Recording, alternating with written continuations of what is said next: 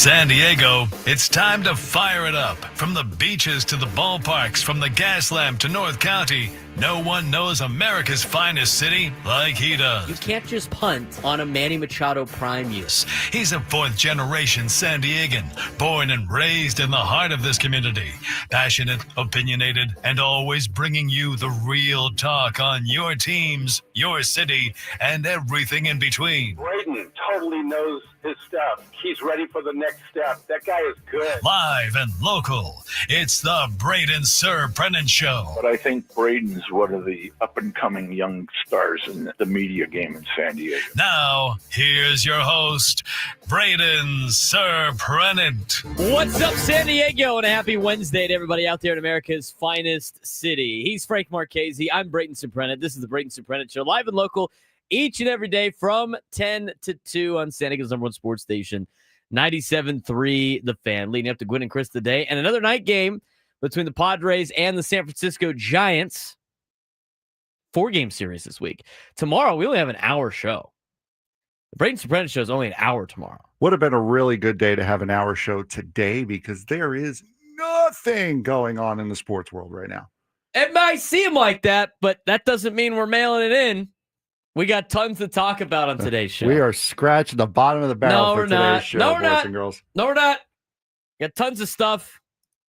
Padres Giants, obviously, last night. Hey, Ryan O'Hearn looked pretty good in the starting lineup, huh? Struck out the first time. I was sitting there going like, somebody rooting against, somebody cheering for this right now? Huh? No. Ryan O'Hearn, 2 for 4 last night. Pivetta, at the beginning of last night's game, which I had to go for practice. We talked about this. My day to get to the game. So I thought I was going to be able to get out of practice at a certain time. We like to run late. So the time I was supposed to pick up my friend at 5:30 turned into 5:45, turned into 5:55. And then I got down to the ballpark at I think I parked in the structure at 6:30. Walking into the park, missed all the pomp of circumstance and all that fun stuff. Heard the first pitch get announced by Don Orsillo walking into the park. Now we're underway. And then all of a sudden the crowd got silent a couple pitches later, and the Padres were down 1-0. Well, I wasn't even in my seat yet. Already down 1-0. You're like, oh, here we go again. See, that's all you needed was just to be in your seat. You know what? It's true. In the seat, they did not score again. There was a couple things that we did that sparked some rallies too, Frank. So we don't need to hear about those. No. But you know what? You're welcome, San Diego. Anyway, so they're down 1-0 to start the game. You're like, oh, here we go again. We get to our seats, lock into the game. And the Padres did a pretty good job of manufacturing runs yesterday. Fernando reaches on an error by Christian Koss. That was kind of a circus. Flipped it over the top of the first baseman. So Fernando reaches, and then Arraez rips a double. I still, even though he ripped a double yesterday, still don't think Fernando's getting the proper protection he needs, but that's neither here nor there. Manny gets the infield ball in play to get the first run of the game. So you answer, and then the Padres offensively had 3 innings in a row where they were able to get contributions from guys, run a little bit, get some clutch hits. And it was overall a satisfying game for the San Diego Padres. This is the game that they needed to do 2 days ago. This is the game that they needed one time in LA. Not really much to break down in last night's game. But you look at the top of the order, Fernando got a hit. He was 1 for 3. Arraez 1 for 5 with a double. The top 4 batters in the order all drove in a run. Machado was 2 for 4. O'Hearn 2 for 4. Xander was 0 for 3. But did get hit by a pitch and got on base. Ramon Laureano 1 for 4. Gavin Sheets 1 for 3. Iglesias 1 for 4 with an RBI, contributing in the 8th spot. And Elias Diaz, who he worked a walk and ended up scoring, all contributed. Everybody in the lineup contributed in some way or another yesterday. Full team effort on offense. The pitching side, Nick Pivetta started the game off with a bomb to Jung-Ho Lee. And then settled in. Only allowed 3 total hits. From that point on, only allowed 2 hits over the remainder 6 innings with 2 walks and 10 punch-outs. Nick Pivetta settled in nicely. bullpen did their job. They only allowed one hit in Morejon, Adam, and Suarez. And collectively, it was a pretty good game. Padres got the W. As you were watching at the ballpark and looking at the scoreboard in right field, as you were probably doing so while at home, looking at your phone, Dodgers handled the Rockies, as you would expect. And so you're in the exact same place you were as yesterday. So they had 2.5 games back, technically, of the division lead. Still true. Magic number now to make the wild cards 31. They have now lost their control of their own destiny for a handful of spots, the Padres have, after getting swept by the Dodgers. And we'll see what happens over the weekend. In terms of percentage chance of making the playoffs, they have a 97% chance of making the playoffs as of right now. Highest percentage chance of making the number 5 seed in the postseason. But again, they got to try to track down the Cubs, who had a little bit of a bounce back day against the Brewers yesterday. Now, just to go back to our conversation of, can the Padres, if they win a certain amount of games, where they're going to be at? If the Padres now win 50% of their games and go 18 of their next 36, they'll have 88 wins, which gives them a 98% chance of making the postseason. If you want to increase that chance to almost 100%, they got to win 53% of their games, winning 19 of their next 36 to get them to 89 wins, which is still in the realm of possibilities for the San Diego Padres. Overall, I thought the game was fine. I thought the Padres played well. I mean, I liked, the lineup last night wasn't bad. I still don't understand the Arise in the 2-hole spot, but you got to see O'Hearn bat. Now, here's the thing. It wasn't a left-hander yesterday. But O'Hearn in the cleanup spot did a really good job. 2 for 4, the run scored, and an RBI. I like him batting 4. I kind of like Laureano batting 5 over Bogarts. But again, it's a luxury that you can have. I mean, having a guy like Xander Bogaerts bat 6th on your team, pretty nice to have. Gavin Sheets in the lineup again yesterday, with obviously Jackson Merrill not playing, and I don't mind him in left field, and he continues to hit despite his role being changed. It's very difficult. It's very difficult to be a guy that was a starter, an everyday player, to being most of the time on the bench, to be able to, when he gets back into the game and he finally gets to start again, all of a sudden he continues to go back to what he was doing before and going out there and hitting. But overall, a solid game last night by the San Diego Padres. I mean, there's not a lot you could really break down yesterday, Frank, when it comes to the Padres game. Offensively, they did what they needed to do. Defensively, they did what they needed to do. Pitching-wise, they did what they needed to do. And these are some of the games that you would expect out of the San Diego Padres against the Giants at this point in the season. I mean, the only bugaboo you can really nitpick at from last night was the fact that you went 2 for 14 with runners in scoring position. 7 of the 9 runners you left on base last night were in scoring position when they were left on. So that's really the only thing you can nitpick about. But again, it would be nitpicking because you didn't lose the game. So you still won despite all that stuff. And you got your stopper to do exactly what he's supposed to do. Nick Pivetta stopped the skid, stopped a losing streak, and put you right back on the right track. And now it's up to JP Sears, who we'll talk about a little bit later on in the hour. It's up to JP Sears now to keep that momentum going. I was going to bring that up too. I mean, it felt like last night the Padres were getting guys on and on and on and on. And it just, you look at the board, I'm like, just 5? Just able to get 5? I mean, leaving 9 on base, 2 for 14 with runners in scoring position. Not necessarily going to cut it more times than not. But I will say this. You did have 14 opportunities with runners in scoring position, which means you were doing something good offensively, getting guys into scoring position. They need to get that extra hit. They got to get that slug to be able to drive more runners in. And that's been like a point of conversation with Fernando, right? In the leadoff spot. We think it's a little bit of the protection, but also today, like, Sears had an article about Fernando and where he stands in the box and the contact point he is making on the ball. And it's really fine detail in it. And I don't want to spend too much time on it because on the radio, it's just going to be a bunch of numbers and it's not going to make a lot of sense. For the visual learners out there, it's just trying to picture it in your head is not going to be very good. But there might be something to it. Sears put in the Athletic article about the contact point for Fernando in what he was doing before and what he is doing now. In terms of his contact point, he is swinging later in the zone and making contact later in the zone, which is great for contact and putting the ball in play, but it's not very good for hitting home runs. And Sears mentioned what MLB.com had in an article about the exact, like the good target point when you swing the bat for a home run, the ideal launch angle and the ideal contact zone. And Fernando's not in some of those.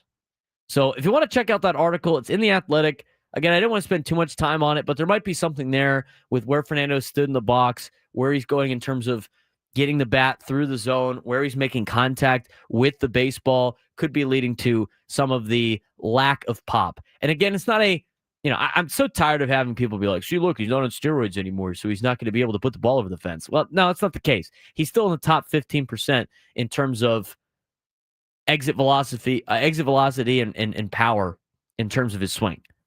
So that's not really much of a factor. There was something else I noticed last night that I have now noticed the last couple of nights involving a certain Padres reliever. And I don't know if it is serious or not, but I find it interesting that in the last two times he has run out there, he has put up the same relatively statistic, I guess, or put up the same metric that usually is a cause for concern. Who am I talking about? What am I talking about? Well, we're going to get to that as we continue on the Braden Surprenant Show on San Diego's #1 sports station, 97.3 The Fan.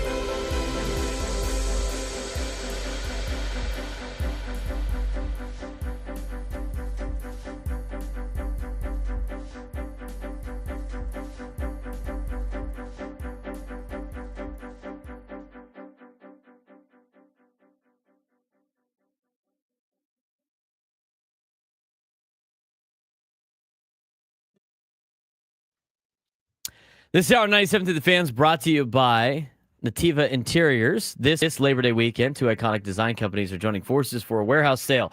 Join Nativa Interiors and hold it contemporary home in Miramar for huge discounts on living, dining, bedroom, and outdoor furnishings. Call or text for more details at 619-215-6893. He's Frank Marchese. I'm Braden Surprenant.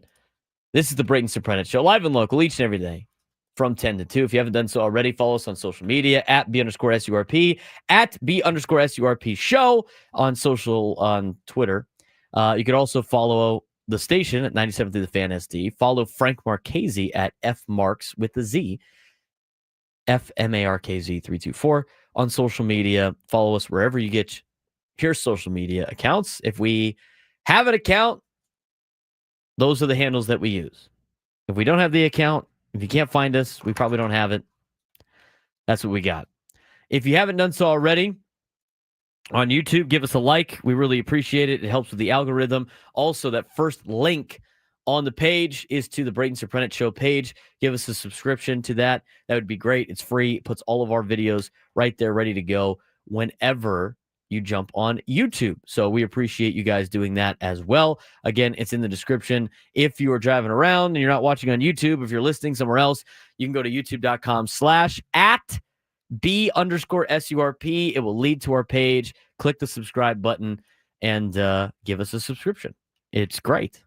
Puts all of our videos right there ready to go. We're at 553 subscribers. We were trying to get to 500 by the end of the baseball season. You guys have blown past that. Now we're looking at the next goal, which would be 1,000 on the list. So off and running to our first 1,000 subscribers, which we are excited to eventually get to. So with all of those moving parts, I do want to talk about this. I want to see if you noticed this, Frank.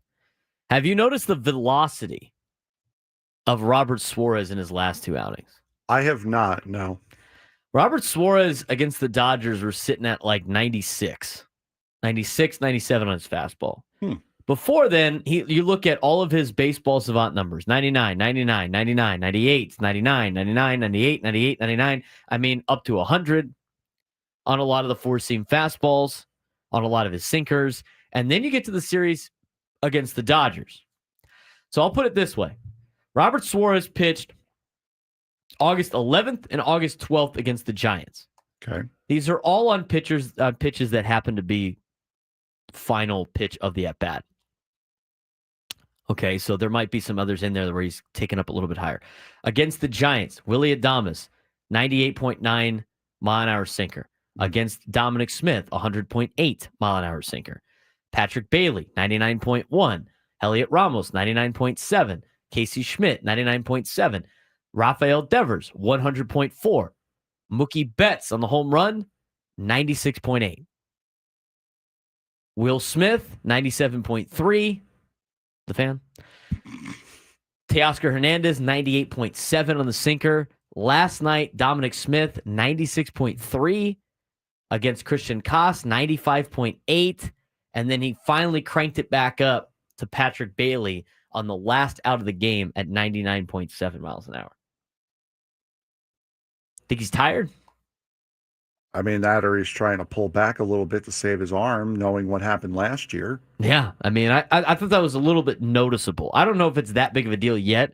That's something to like monitor over the next couple of times that he's pitching. But the last two games against LA and San Francisco, it's been a little bit lighter on the fastball, a little bit lighter on the velo for the sinker too.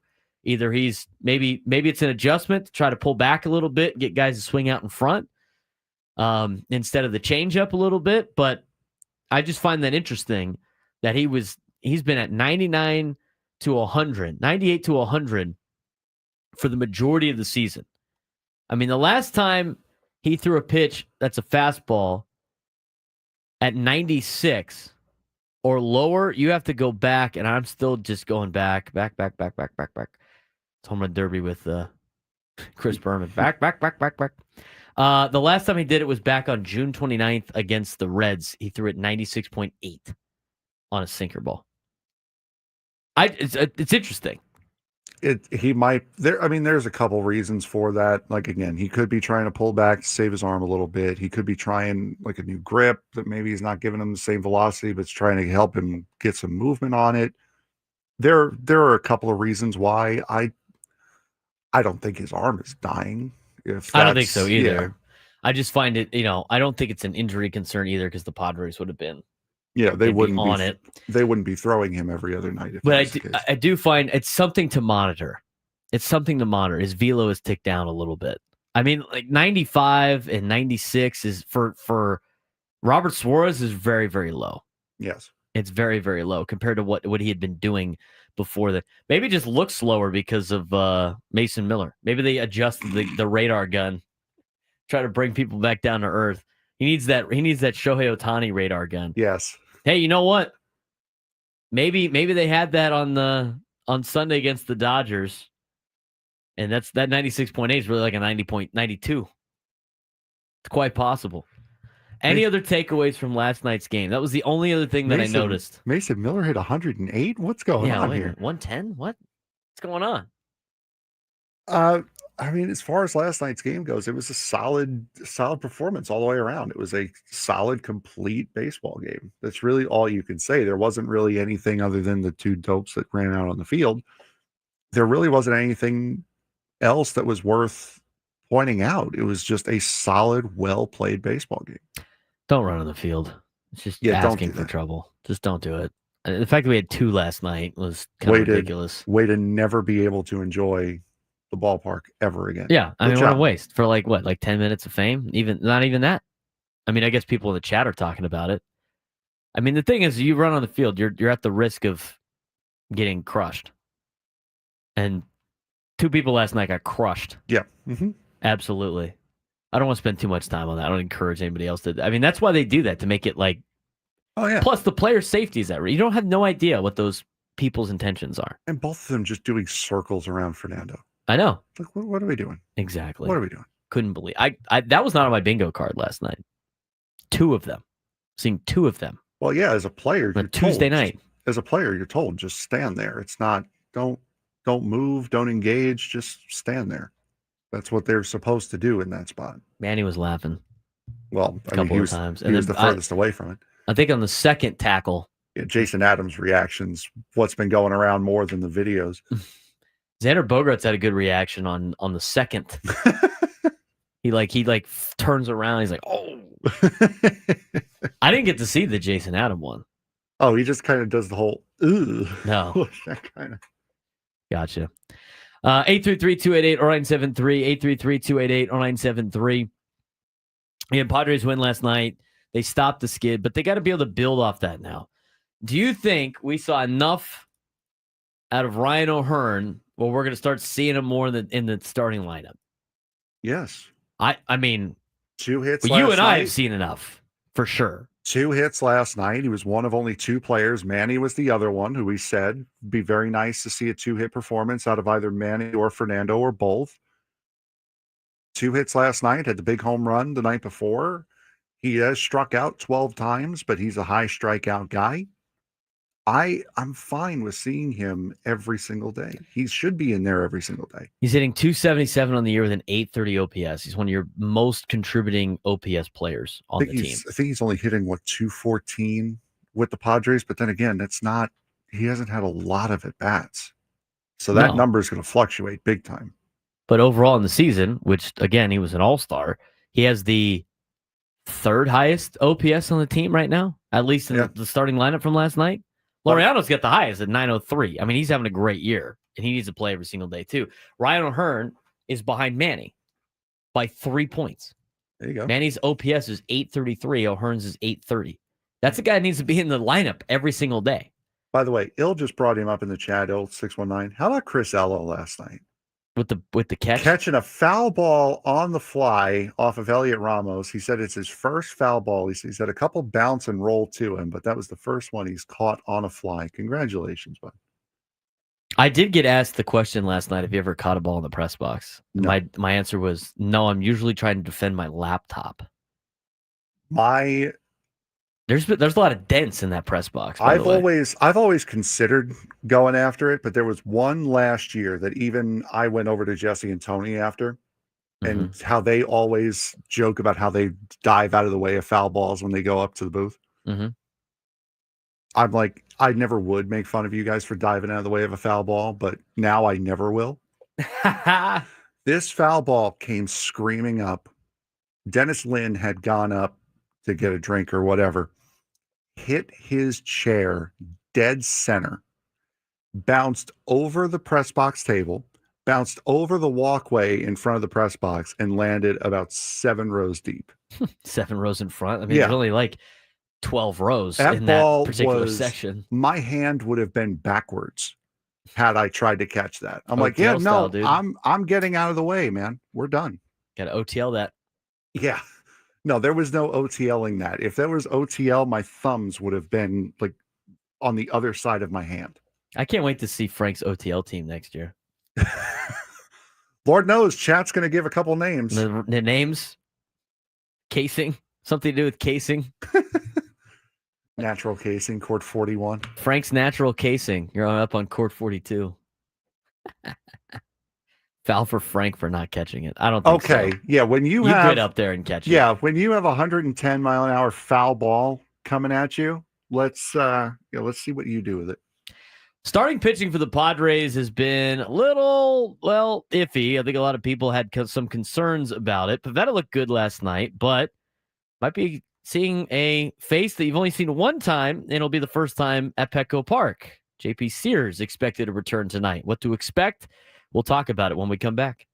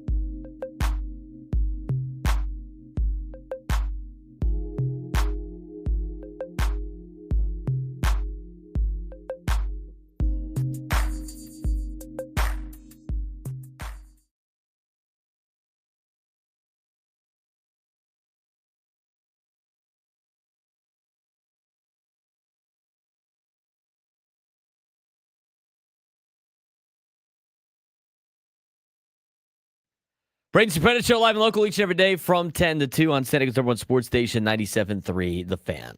Alongside Frank Marchese, I'm Braden Surprenant. We're talking Padres baseball with you. We talk a little bit about tonight's potential starting pitcher. Has he been they still haven't made a roster move, right? No, they haven't made a roster move, but I think Schultz a couple days ago said that he is official. He is going to be the guy tonight. He had a locker yesterday, didn't he? I wasn't there. I don't know. I think he did. I think that's according to Jeff Sanders. He had a locker in the clubhouse the other day.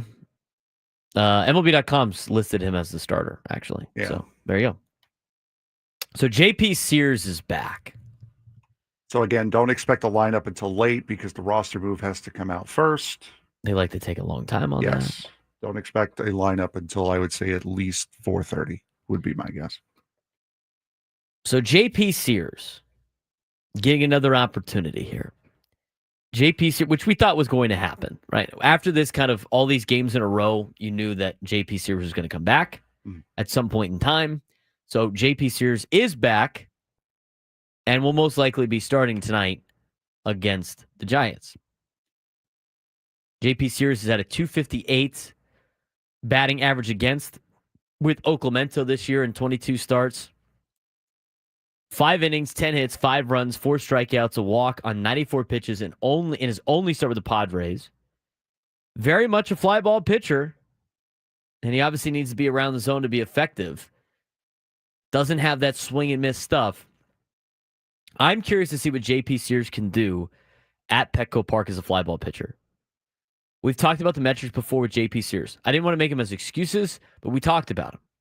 JP Sears pitching in a ballpark like the ballpark in Sacramento was never going to really do much.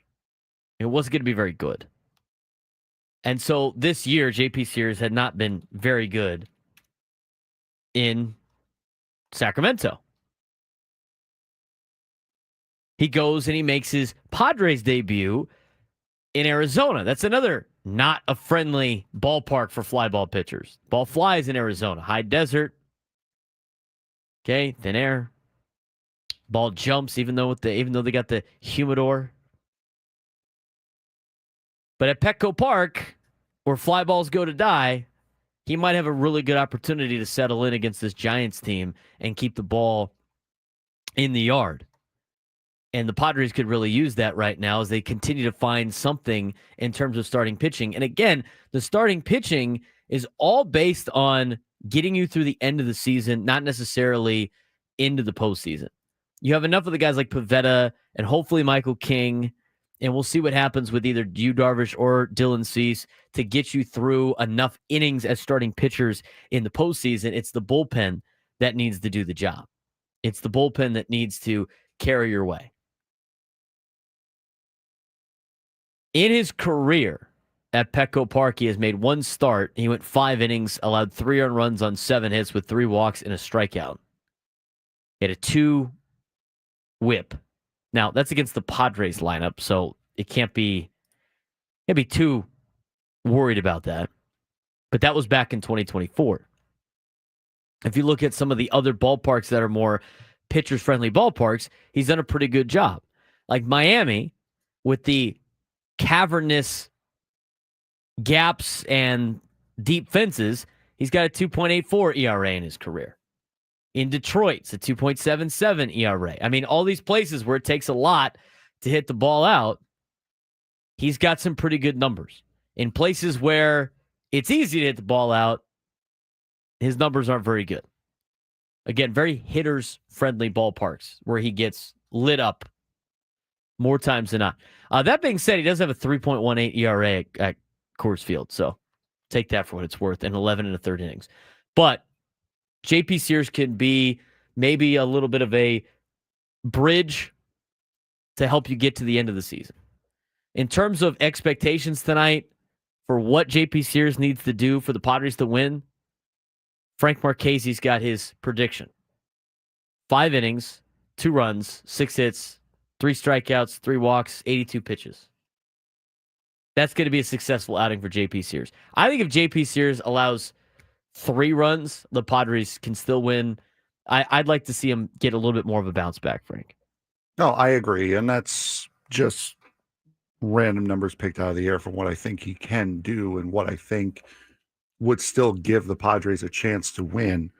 It's also nice to see a lefty coming out of this rotation on every 5th day, especially a guy who's got a funky kind of delivery, as we've discussed. But looking through his Baseball Savant, I never look through Baseball Savant stuff, but it's actually really interesting. You can get into some serious rabbit holes on Baseball Savant. Yes, I can. And that's where you look at the swing take data. He is not a guy who is going to get you to swing and miss. He's not going to get you. He's not a guy who's going to get you to chase. If it's out of the zone, it's most likely not going to be. It's not going to be swung at. So he's not a trickster pitcher. He's a guy who's, I believe they said it at Bull Durham. He's a very democratic pitcher. He lets the fielders do the work. So it might look a little tense. It might look a little scary. He's going to give up some hits, but I think JP Sears will thrive in this ballpark. Plus, he's going to need to get a little bit of time within the organization, work with Ruben Niebla. It's going to take some time for him to adjust, but I think he'll be all right. I think so too. Now, the interesting thing about JP Sears is, and letters to AJ has pointed this out a couple of times now, has been his first time through the order. His first time through the order has been very good. JP Sears' first time through the order has done an exceptional job throughout the season and really in his career. I'm going to pull up the exact numbers on Baseball Reference here in a second. But when you look at his first time through, he's holding batters pretty good. Okay, so here's his numbers on facing opponents in a game. And the question is, it's like, when you use JP Sears in the postseason, you gotta be thinking postseason. Like, JP Sears right now is just trying to get you innings to make it to the end of the season. But postseason, between him and Nestor Cortez, I don't necessarily know who's making the team. You got a lot of lefties in that rotation, on that pitching staff. Is it Wandy Peralta, Yuki Matsui? I mean, there's a lot of options you can have, and not everybody is going to be on that playoff roster.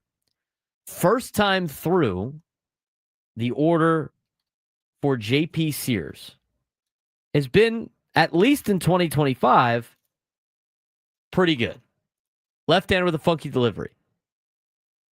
In 204 plate appearances, He has held opponents to a 226 average with a 294 on base and a 676 OPS. His BABIP against is 283 on a batting average on balls in play. He's got 53 strikeouts to 14 walks. He has allowed 6 home runs, no triples, 11 doubles. His numbers have been pretty good. Those numbers that I just mentioned you are solid numbers, Frank. For a starting pitcher, those you'll take those. You'll absolutely take those for a number 5 starter, right? Mm-hmm. I agree. Then you look at the second time to the order. The batting average jumps from 226 to 271. The OPS jumps from 676 to 906. The batting average on balls in play shrinks. The home runs jump from 6 to 14. And the strikeouts shrink from 53 to 38. And the plate appearances and the at-bats have been relatively the same. He is, first time to the order, 204 plate appearances. Second time to the order, 207 plate appearances. Those numbers, Frank, that I just mentioned, not very good for a starting pitcher. You know what that screams to me? That screams long reliever. Screams piggyback guy. Yes. It screams opener. That screams a guy who is going to eat up innings in the middle of a game. Or maybe just at the beginning of the game, too. I'd rather do it in the middle. I'd rather have a genuine starter out there to start the game, but that's just me. I'm old, I guess. How much older are you than me? 2 years? What are you, 32? 33. 33. 3. You are old now. Yeah, dang. I know. Yeah. All right. So that's the second time. Do you want to see the third time to the order? Probably not, but I mean, he's probably not going to see the third time through the order. So 21 games he has gotten to the top of the lineup for a third time. He has gone 84 plate appearances for that. I mean, he doesn't go through the third part of the order too many times. No, that just means he's not getting past the 5th inning too much. 80 at bats. His opponent's batting average against is 350. He goes from 226 first time through the batting order to 350 third time through the batting order. Now, most of these numbers are very common for pitchers. Yes. The third time through, most pitchers are getting hit a little bit better than the first time through. Obviously, wear and tear, fatigue, seeing the guy multiple times. That's what makes that's the difference between a starting pitcher and a relief guy. Starting pitchers can get the same guy out multiple times after being seen. Relief pitchers can only get him out once. That's why they're in the bullpen compared to a starter. Mm-hmm. So a 350 opponent's batting average. His walks jump up too. In terms of his on-base percentage, 381. Slugging turns into a 538. It's a 918 OPS. Batting average on balls in play jumps to 373. He has only allowed 3 home runs, but again, smaller sample size in terms of third time through the order, and he only has 10 strikeouts. That strikes me as a guy that you want to just get to the order one time. Yeah, that screams to me playoff long reliever. That's what it is. Have you seen Dylan Cease's numbers? Do you even want to know? Dylan Cease, first time, it's drastically better, by the way, than JP Sears. I would hope so. I would hope so. First time to the order for Dylan Cease, 206 batting average. How many walks in there, though? 18 to 74 strikeouts. He's got a 4.11 strikeout to walk ratio. Okay. So first time to the order. Pretty good. On base percentage is 268, 582 OPS, 297 batting average on balls in play. Second time to the order, it jumps to 266 batting average, 359 on base. His strikeout to walk ratio, how about this? First time to the order for Dylan Cease, his strikeout to walk ratio is 4.11. He's striking out 4 batters for every walk he allows. The second time to the order, that drops to a 2.35. Gets a little wild.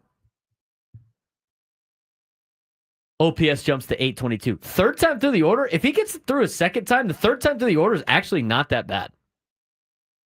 Goes back to a 240 average, 316 on base, 739 OPS. So he starts the game off well. Mm-hmm. His mind breaks the second time through the order, and then he fixes himself for the third. Then he locks in for the third time through. I have an idea.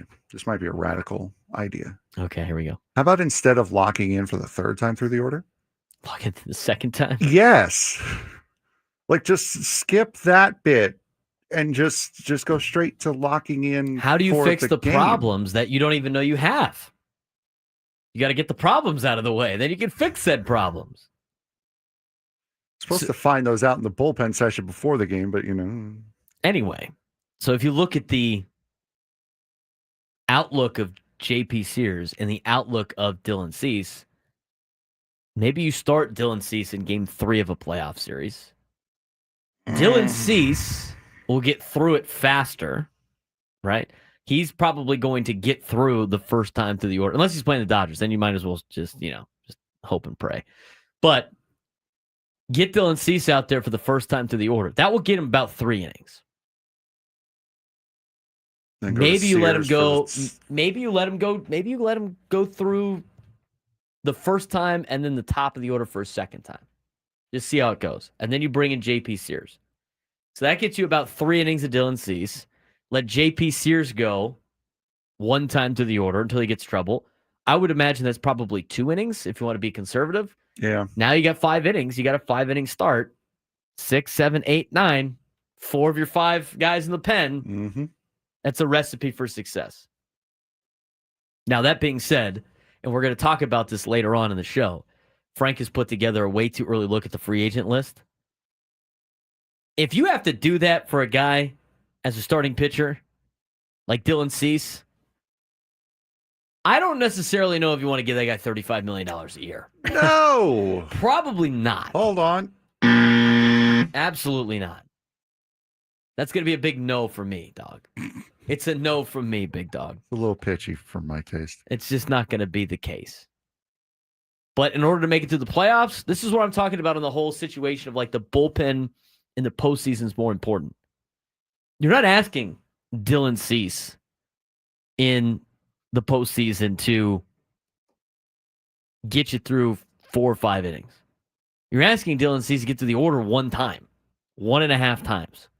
You're not asking JP Sears to get you 6 innings. You're asking him to get to the order 1 time.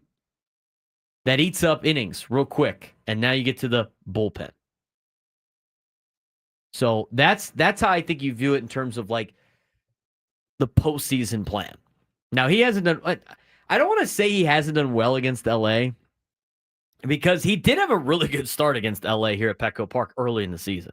And start 1. Still, he had a good start. I mean, I also don't want to discredit the fact that they threw him on like 3 days rest, something that he obviously can't do in the postseason either. I mean, but it's recency bias for a lot of different things.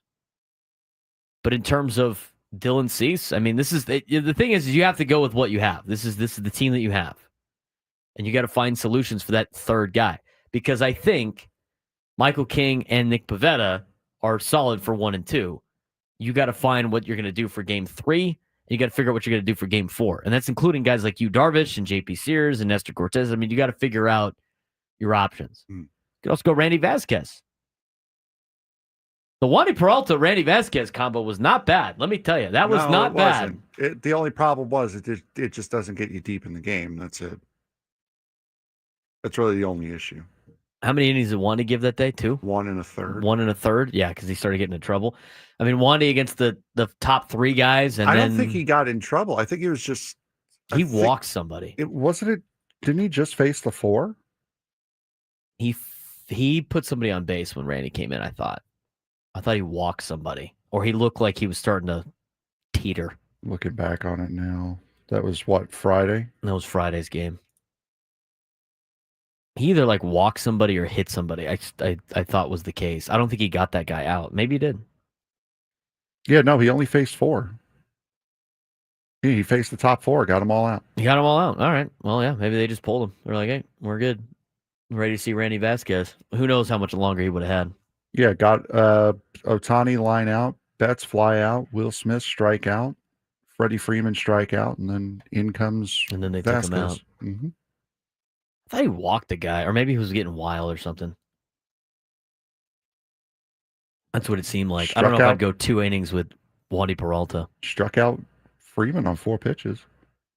Let him face all the lefties, and then you go with Vasquez. I'd rather have Vasquez face the middle to the bottom part of their order first time through anyway than their top half of the order.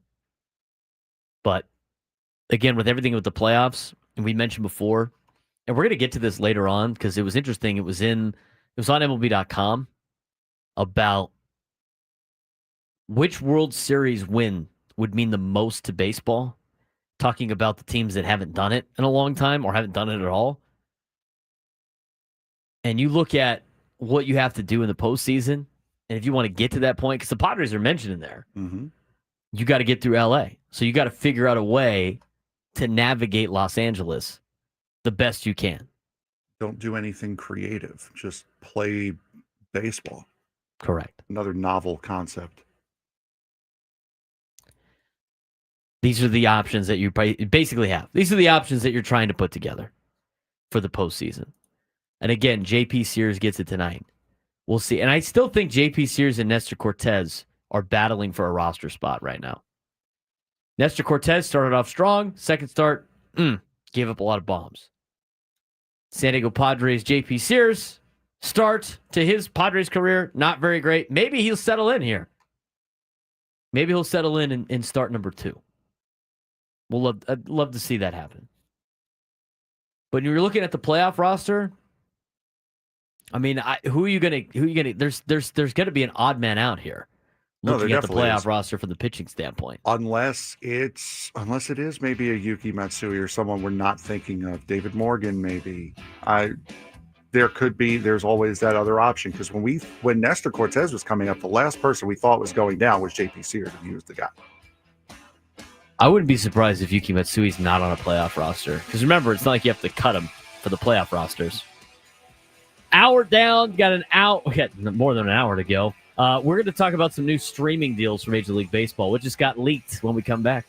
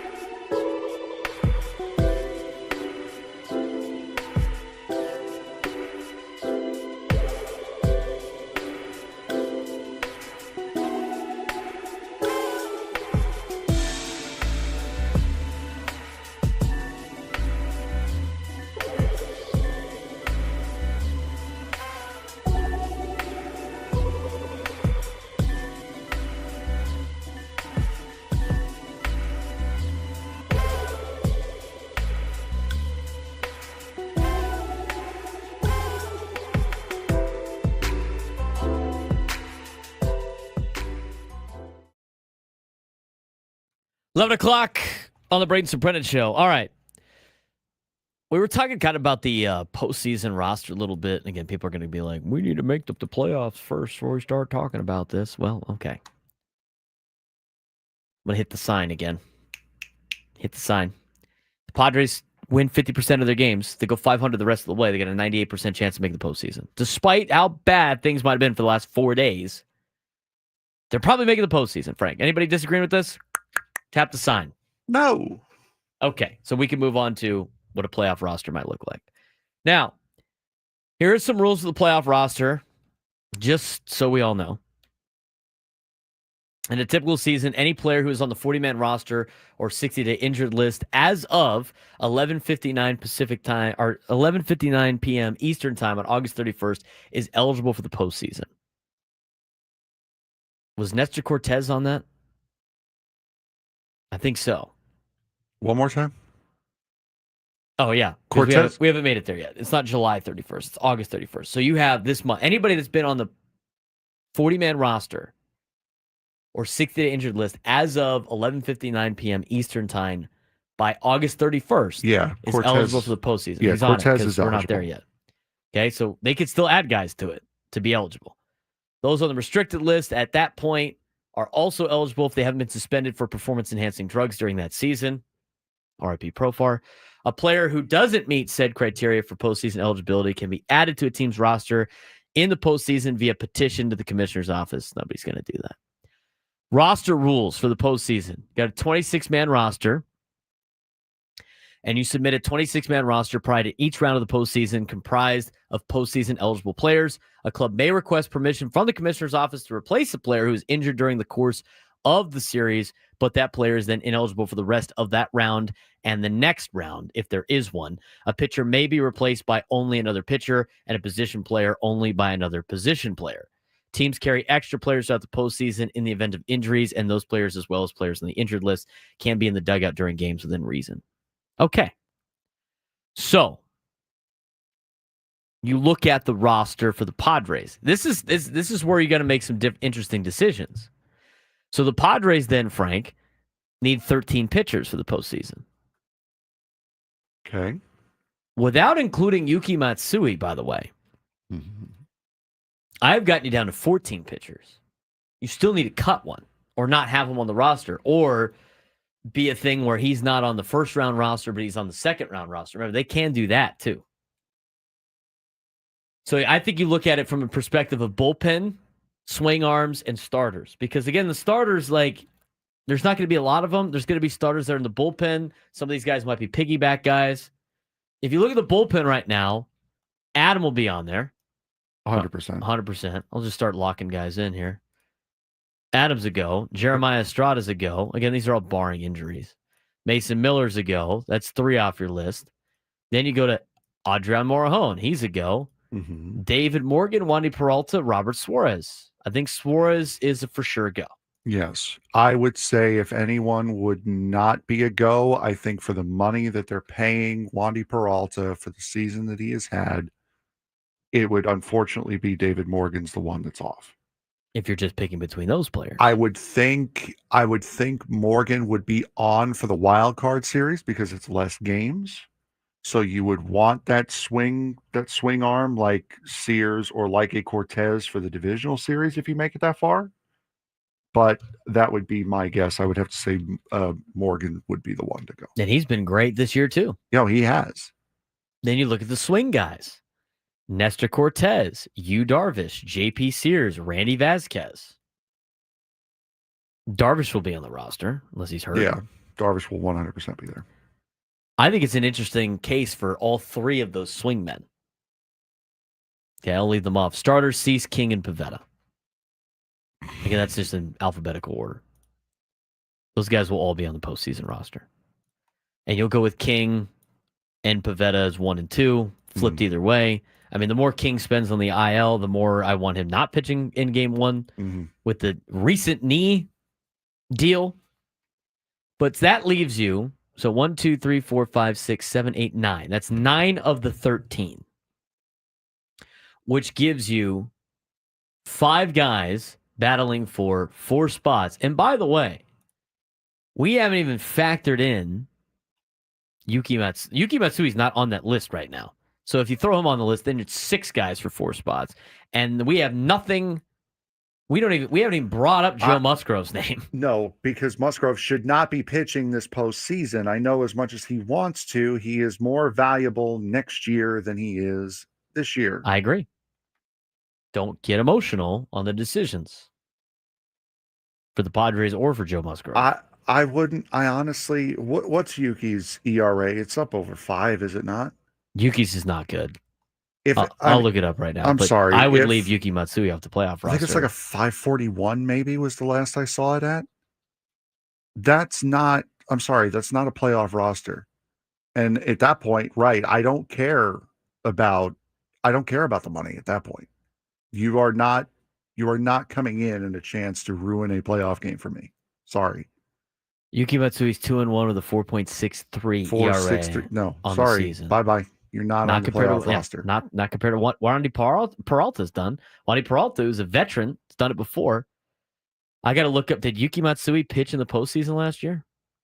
He had to have. Yeah, he might have done against the Dodgers at some point. Yuki Matsui pitched against the Dodgers in an 8-0 loss. Yeah, so again, that was it. He threw 1 inning in the postseason. That's a throw, and it was a throw in because it was a throwaway game. Game was over. Right. I would not have him on the roster. That's why I didn't even include him on this particular deal. So Wandy, I wouldn't. And then you look at Wandy Peralta's numbers. He's got 3 ERA this season. And again, we've looked at his numbers of recent games. When you look at his game logs, this is why I gave him a decent grade for the first half grades. Yeah, Peralta's been fine. Outside of that, the one outing against the Yankees, his former club, Wandy Peralta's been great. He has been great. No, Mario, we're saying Yuki off of the roster, not Yuki on. He could be arguing with somebody in the chat. Oh, too. okay. I was going to say, yeah, we're not trying to give Yuki Matsui a playoff role here. Wandy Peralta also has other playoff appearances. He's a vet. He's a lefty. I don't mind having Wandy Peralta on the team. So I look at it from that perspective, and I pull up the our little sheet we have. I think Peralta's on the team.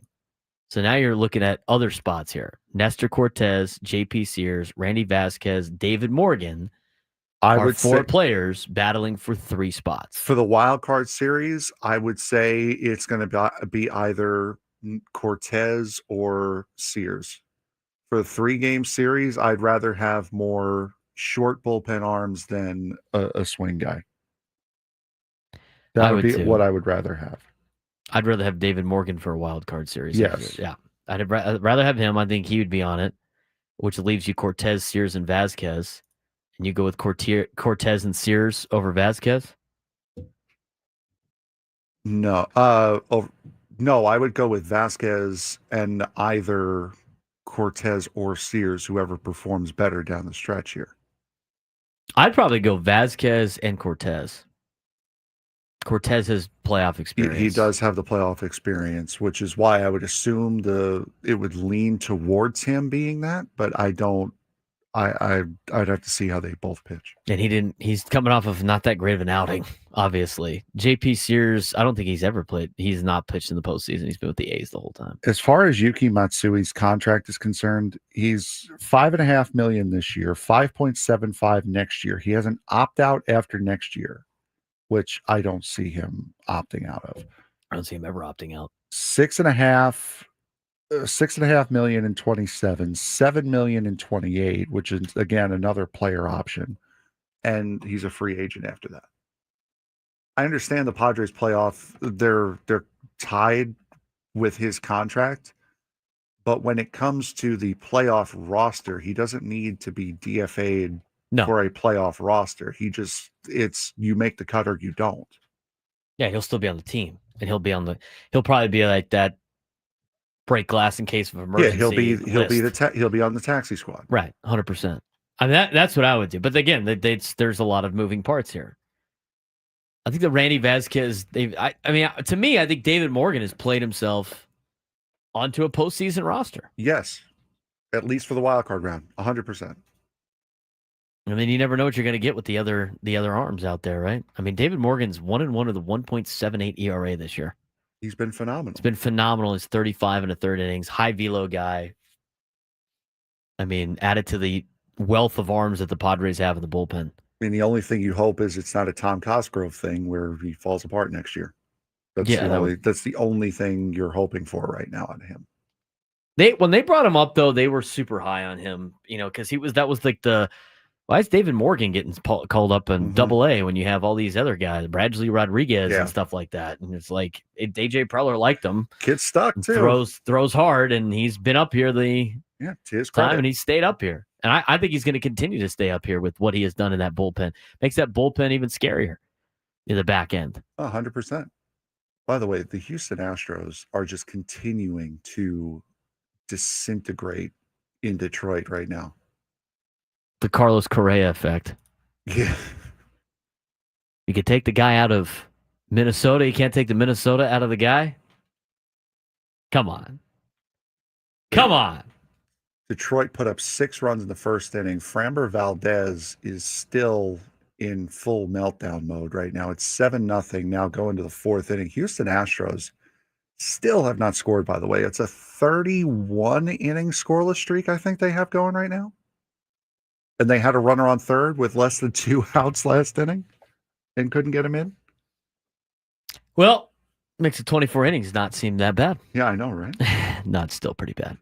833-288-0973, 833-288-0973. New ways to watch baseball next year?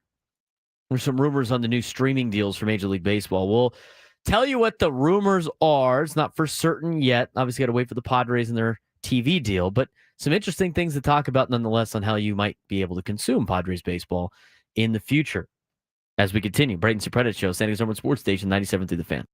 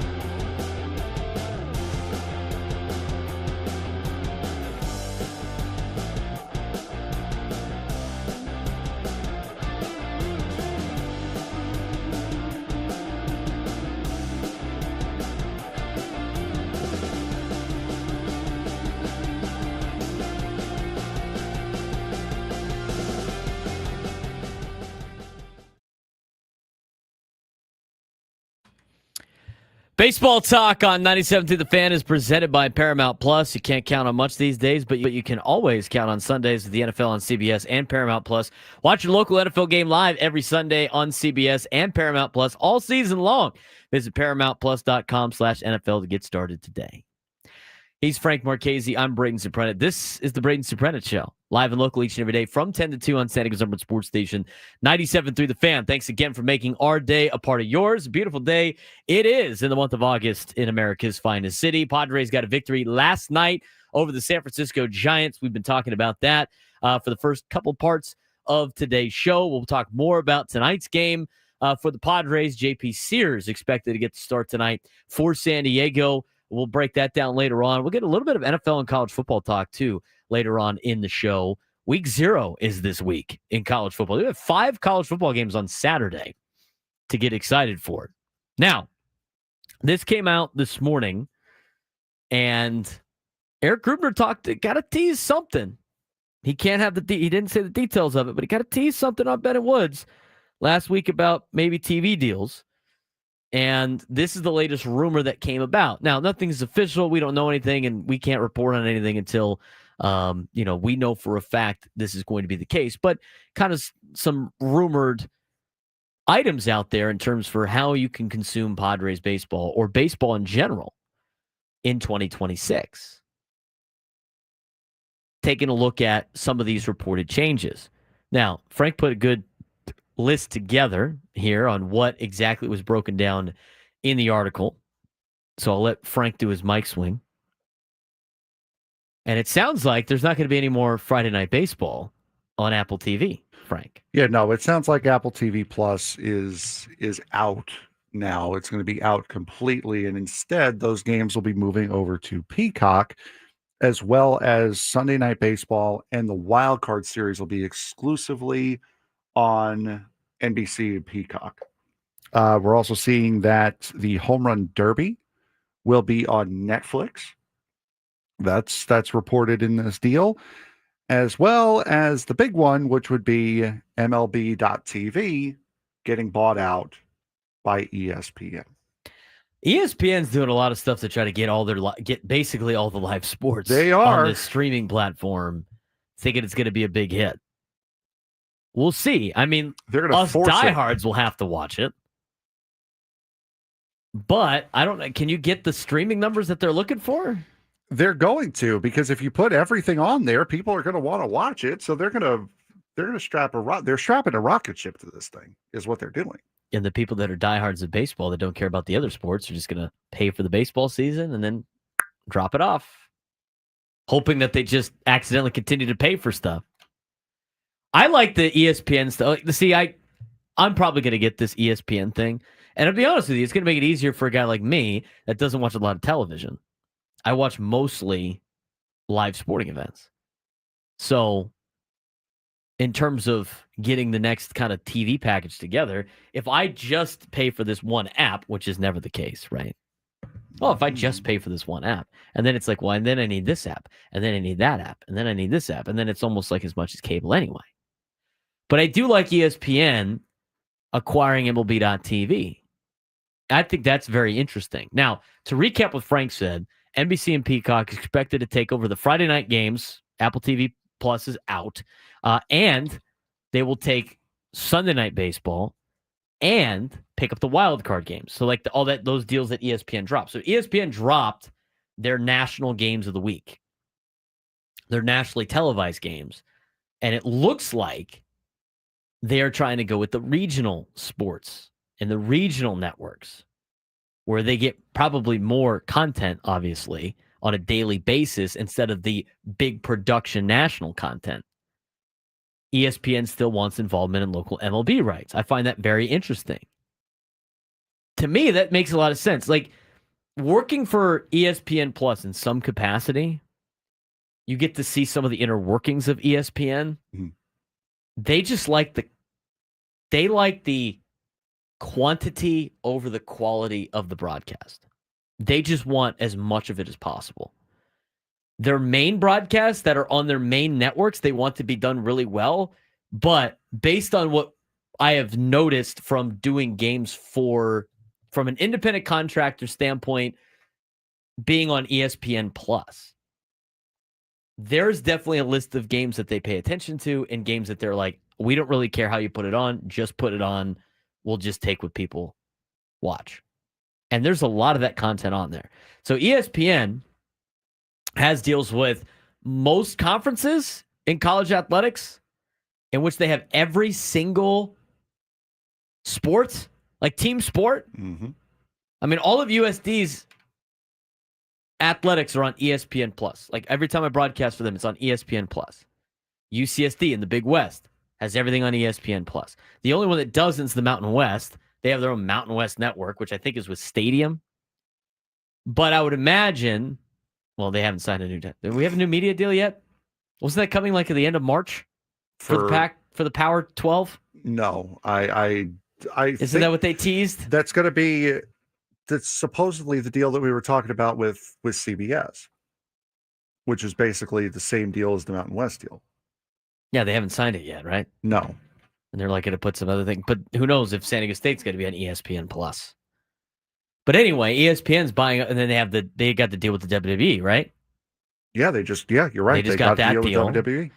They're getting a deal done with the NFL, with Red Zone.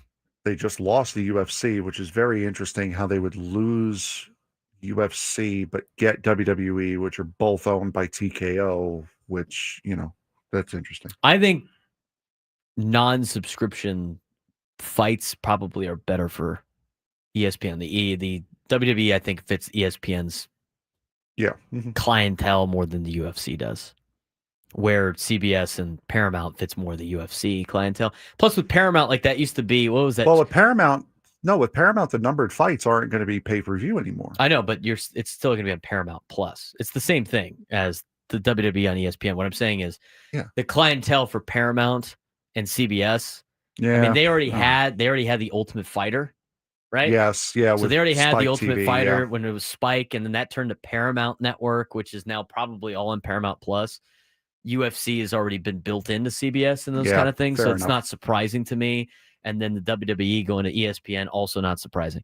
NASCAR is the only thing that ESPN doesn't have, because they have the regional hockey too. They have the regional hockey. Yes, now. They do have NHL. They've had NHL for the last couple of years, and we already know that they have the NBA. So they have the NBA, they have the NHL, they have the NFL now, to an extent. Right, with the Red Zone, which is they don't have regional, like the NFL doesn't have regional contracts. No, it's just it's all the national thing. That's the closest thing you have for ESPN. So ESPN went out and bought rights to the NBA, rights to the NHL, rights to the NFL, and now regional rights to Major League Baseball. They have the top 4 sports. They have every important conference in college athletics. They get a massive deal with the SEC. They have just enough of the big. The Big Ten is mostly on Fox, but ESPN's got a little bit of the Big Ten. Big Ten's also on NBC CBS as well. Yes. They're also CBS. So just Big Ten just goes wherever it wants. Well, then Big again, Ten's got a little bit everywhere. When you create college football. Yeah. But ESPN's got they got the biggest conference in the SEC. And then they have all these they got every single mid-major conference. Yeah. With the exception of the Mountain West. And the Colonial. Oh, no. No, they have the Colonial. Never mind. They literally have any type of live sporting event that's massive in the United States, ESPN has on this app now. Colonial's mostly on Flow. Flow Sports. Mm-hmm. What about Team One Sports in Hawaii? We have to watch all the Hawaii games. That just got nixed the other day. I'm gonna have to find a way to watch all the Hawaii games now with my rebuild dynasty. I snuck away a win from Arizona yesterday. Week 2. I think this is a great play for ESPN. I think it's a good play for Major League Baseball too. But we'll see what happens with the production. We'll see what happens with, and this is going to be, they'll probably get, this is like a national TV kind of contract, right? I mean, the TV deals that ESPN signs with all the conferences are relatively the same. I'm fascinated to see what the type of contract is. And how it affects the Padres, and if they are getting they're getting money back and not just subscription based. The only thing I really genuinely care about is if you end regional blackouts. That's a thing that we have grown past. You have to end I agree. regional blackouts. You at should this be able point. to pay your way out of blackouts. But you can pay your way out of blackouts by buying MLB.TV plus the $20 for the Padres a month. Yeah, but then there's still stuff where like the Dodgers games are blacked out because it's close enough or something like. There's still these weird areas where you'd have to buy every single team in that area to get out of the blackout. Yeah, San Francisco. I don't know why that was on yours because I that have wasn't no on my idea. buddies at all. I've never been able to watch a Met Giant game in San Giants Francisco. game. The only thing I don't like is the home run derby on Netflix. I'm not inclined to watch the home run derby on Netflix. I'm not inclined if it's to on watch the home run derby ESPN at all. I'll throw it on. But if it's not easy to watch, I'm not watching it. I'm shocked. Netflix, I feel like Netflix picks the wrong entities in sports. They pick like the random holiday games. I guess that works for them. On a thing, did they get the Thanksgiving football game or the Christmas game or something like that? I don't remember, but I know like with the Jake Paul fight, if you remember that, the Paul Tyson fight. Oh, if that thing stutters and buffers as much as that did, especially when it comes to an NFL game, they're going to be out before they even get in. I mean, WWE on there has been fine, but that would be a big problem for them. The Hawaii test. Yes, and I saw somebody there mention in the ask in the chat what's going on with the UFC coverage. UFC, I believe, at the end of this year is going over to Paramount Plus, and their numbered pay-per-views are no longer pay-per-views. They're going to be on Paramount Plus. I think this ESPN deal could be good for the Padres. Could be. I think it could be really good for the Padres. I think it gives them an option to hopefully get paid for the broadcast rights. Hopefully that's the deal. Hopefully they get some type of money back and it's not just subscription-based, which is what they're currently getting with the MLB.TV deal. Hopefully we get like a genuine pre- and post-game show again. Yeah, like hopefully television. It gives them more funding and stuff like that. And right now the Padres have to produce all their own stuff. I mean, that's asking a lot for a Major League Baseball team to do. And the ones that have all these long broadcasts and pre and posts are teams that have gigantic TV contracts. Yeah. Like the Dodgers, like the Yankees and the S Network, And like SNY. It's also a huge disservice to the fan base, especially for road games, having a 5-minute pregame show and then just getting right into it. That's not okay. That's not good. There was once upon a time when I first started working here that when the Padre games were on 94.9, our pregame show was like 10 minutes. We had like a 15-minute pregame show and like it was like a 20-minute. That's radio show. Though. That is radio. Still, that's though, radio though. That's still, it's not great. You're right. It's not great. great. But as far as television, where most people are going to be going for the game, you got to do something. You got to do something for the television. TV, I think, had like a 15-minute pregame. It was super short. It has to be the at least a half-hour pregame with the desk, the way it used to be, and then a half hour to an hour postgame. That's the way it should be. All right. Overall, you're a baseball fan, not just a Padres fan. Yes. Thumbs up, thumbs down. For this?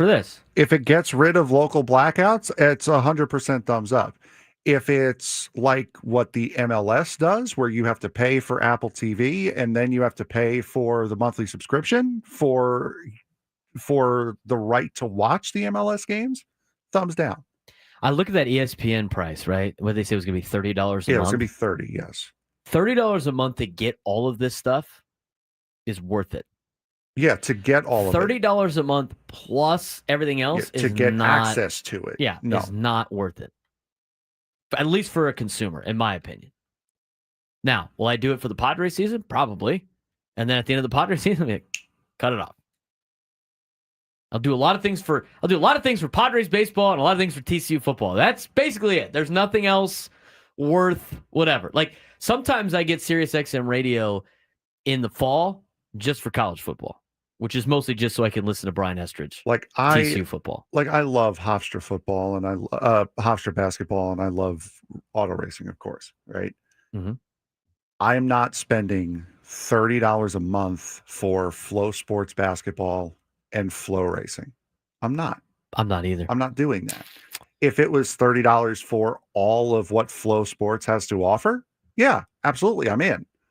$30 for this bit, $30 for that bit. No, not a chance. It's tough. Tough ask for the consumer. People just trying to pay rent. More times than not. It's funny especially in how, this town. again, corporations are people too, man. How are they? Stop it. Stop it. Nobody's believing you. Stop it. I wasn't trying to get anyone to believe me. I there. know. This just. I know the bit. Thanks for stealing more money that we don't have. I like the deal. I think this could be potentially awesome for the Padres and for Padres fans. So we'll talk more about that as more details come about. We got a lot of games that matter right now. It is scoreboard watching season. We're going to take a look at those games, what happened last night, and what's happening tonight, plus get to our sports thread when we come back on the Braden Surprenant Show.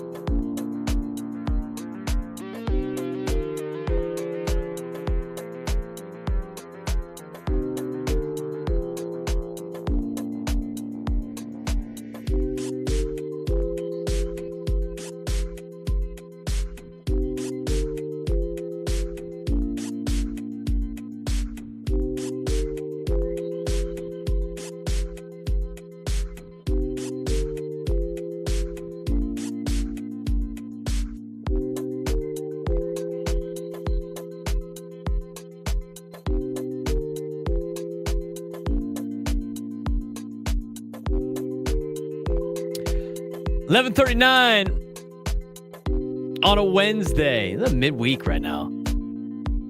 This is definitely a hump day, Frank.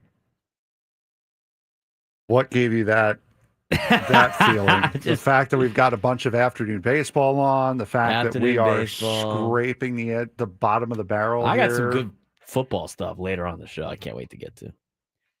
That's scraping the bottom of the barrel. It's been like a long week, man. I just feel like it's been a long week. Tomorrow's going to be good for us. We're going to be taking a look at free agents upcoming this year. You put that on there because there was nothing. Come on. I got creative with some stuff. Which World Series win would mean the most to baseball? It was hard to be. I put that on there, and it was hard to be creative at 11:30 at night last night. Buy or sell 5 NFL teams set to decline. Funny. Top 25 preview. College football 25. What are we on the Infinity Sports Network today? No, it's the middle of the week, dude. Talk about some Padres. Padres at the beginning of the time. We said we were going to be the college football and NFL show too. So Zach Gelb have the day off today? Is that what we're doing? We're going syndicated for the last hour? No, that would be talking about strictly quarterbacks. That's what that would be. I love Zach Gelb. So that's Zach Gelb. Hey, it's Zach Gelb. He's a good guy. Oh, well, I'm glad to hear that. I've worked with him several times. He is a good guy. Anyway, so we do have some football stuff later on. It is week 0 this week. You should be excited. No, it is week 0. We got 5 games coming up. I figured, we were going to talk more about that on Friday because I was trying to spread the football topics to Friday, which is... We can, but here's the thing. Like, you understand... It's also Padres Dodgers, too. The Dodgers again. Yeah. So. All right, the Padres made a roster move. Oh, wow. They're early today? Yeah.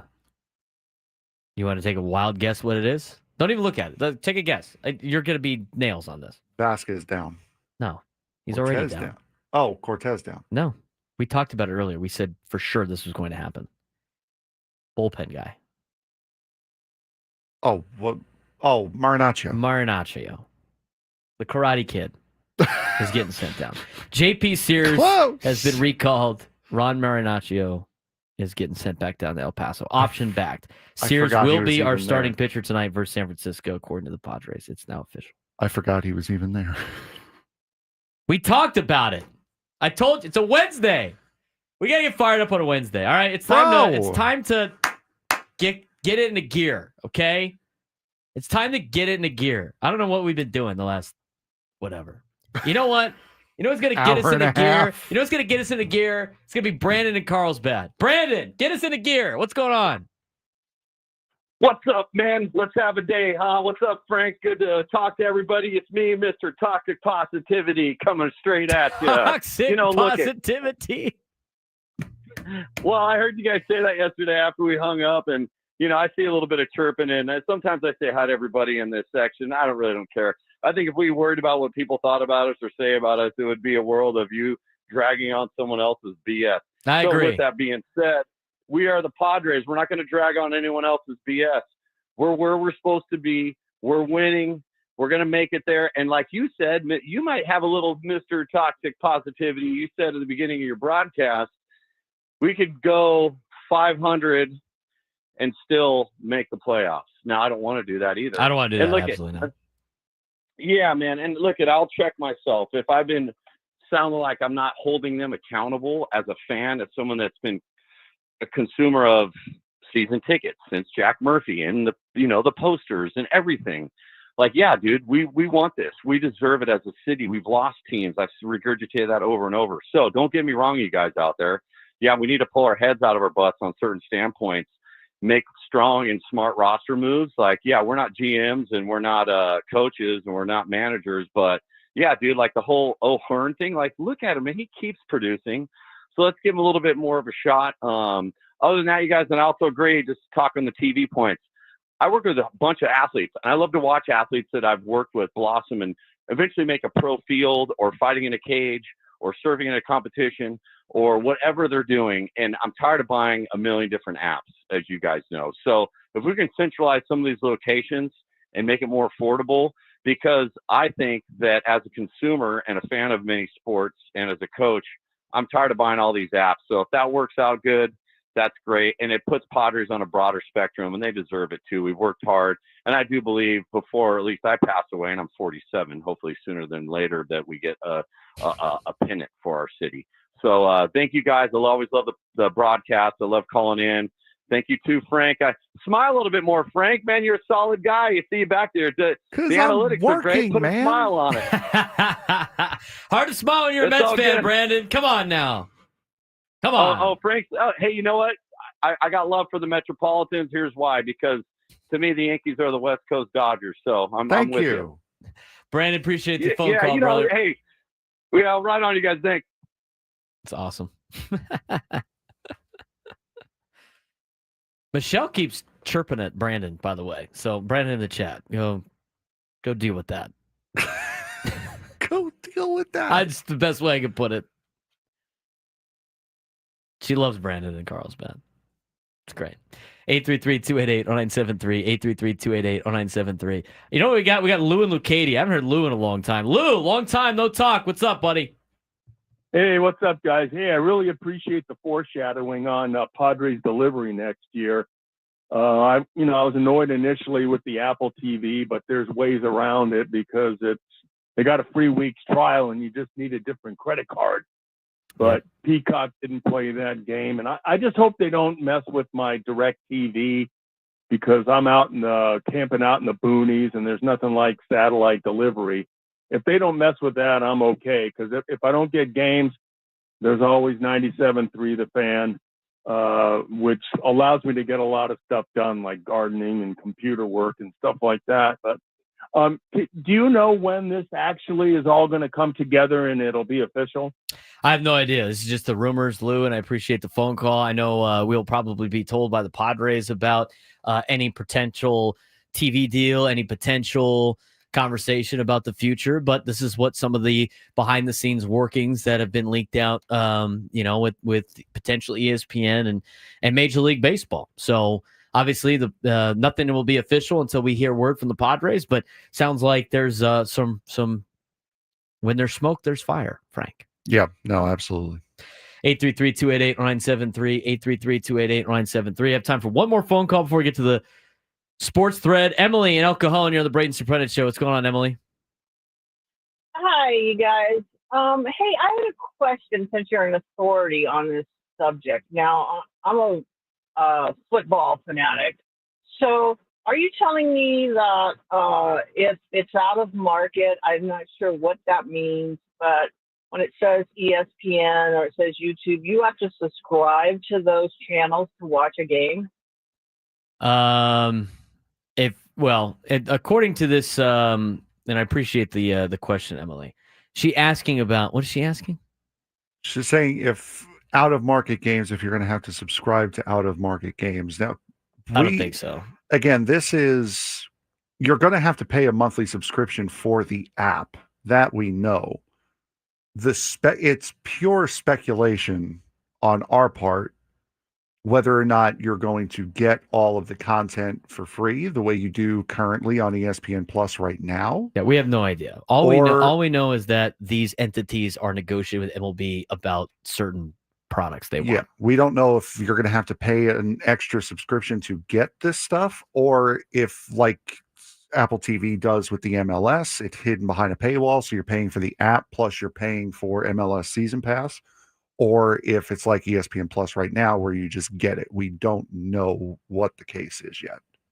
All we know is that Netflix wants the Home Run Derby and ESPN wants regional networks, and Peacock/NBC is taking over Sunday Night Baseball, the playoffs that ESPN had, Apple and TV Friday night, and Apple TV's gone. That's all we know. And that's just all rumored reports, and we'll get more information from the Padres and Major League Baseball when they make that official. Nothing is official, but that is the reporting that is going on. I want to make that clear for a lot of people asking us contract questions. I don't know the answer to those.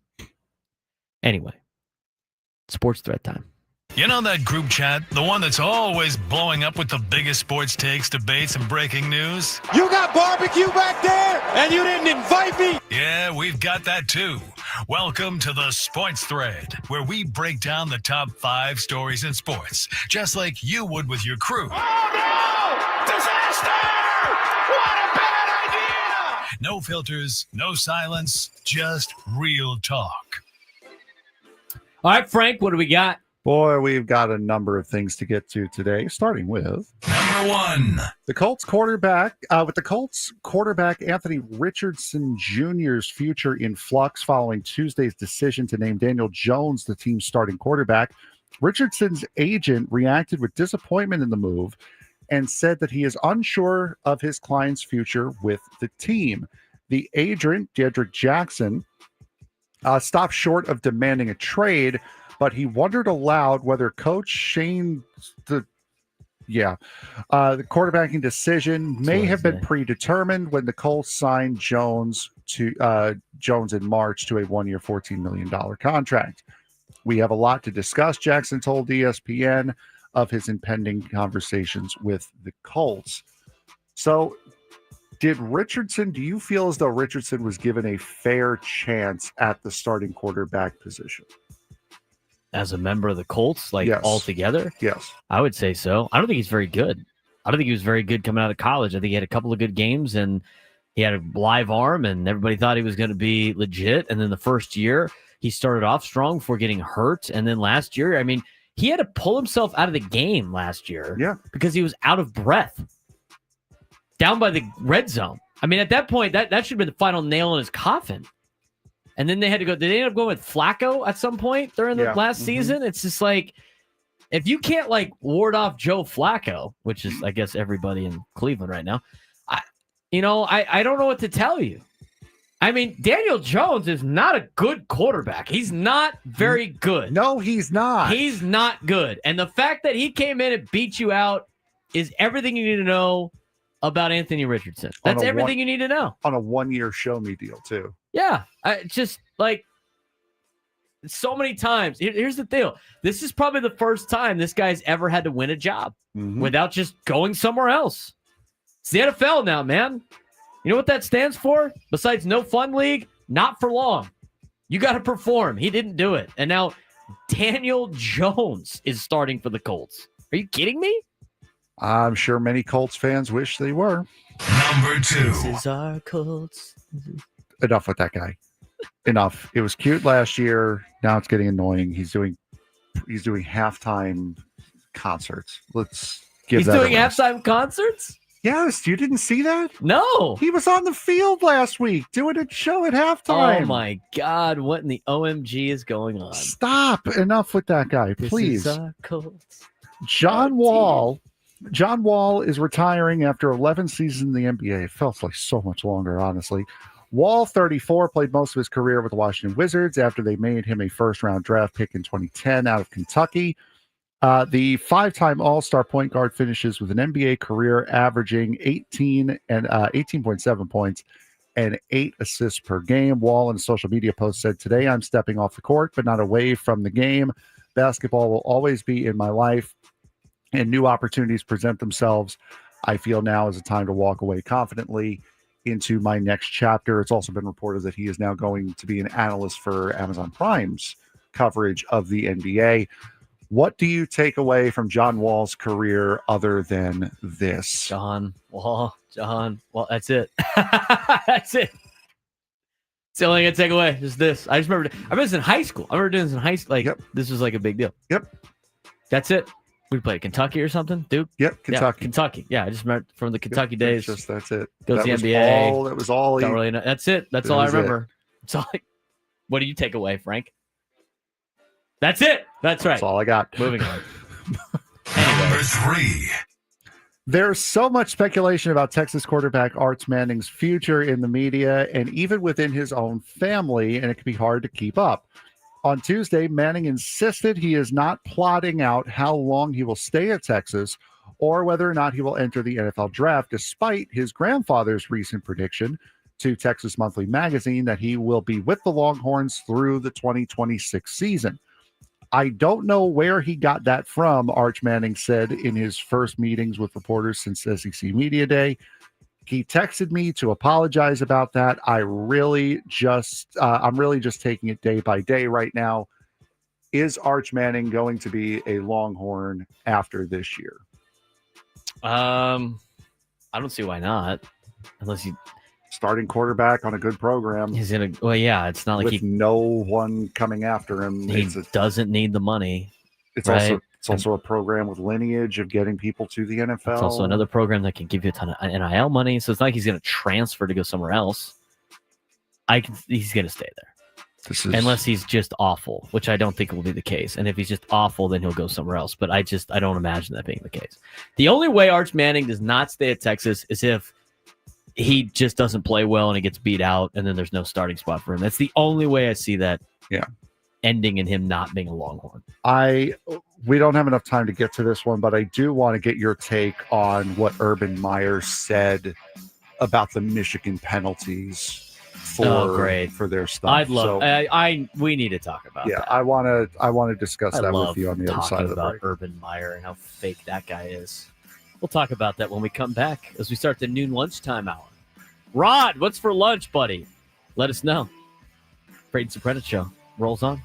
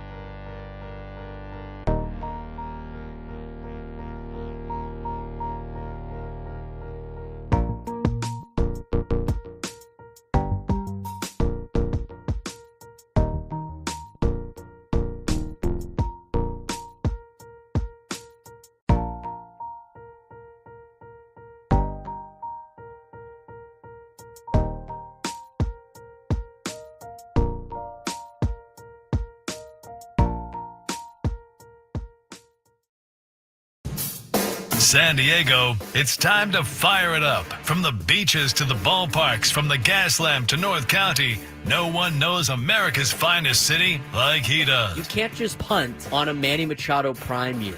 He's a fourth-generation San Diegan, born and raised in the heart of this community. Passionate, opinionated, and always bringing you the real talk on your teams, your city, and everything in between. Braden totally knows his stuff. He's ready for the next step. That guy is good. Live and local, it's the Braden Surprenant Show. But I think Braden's one of the up-and-coming young stars in the media game in San Diego. Now, here's your host, Braden Surprenant.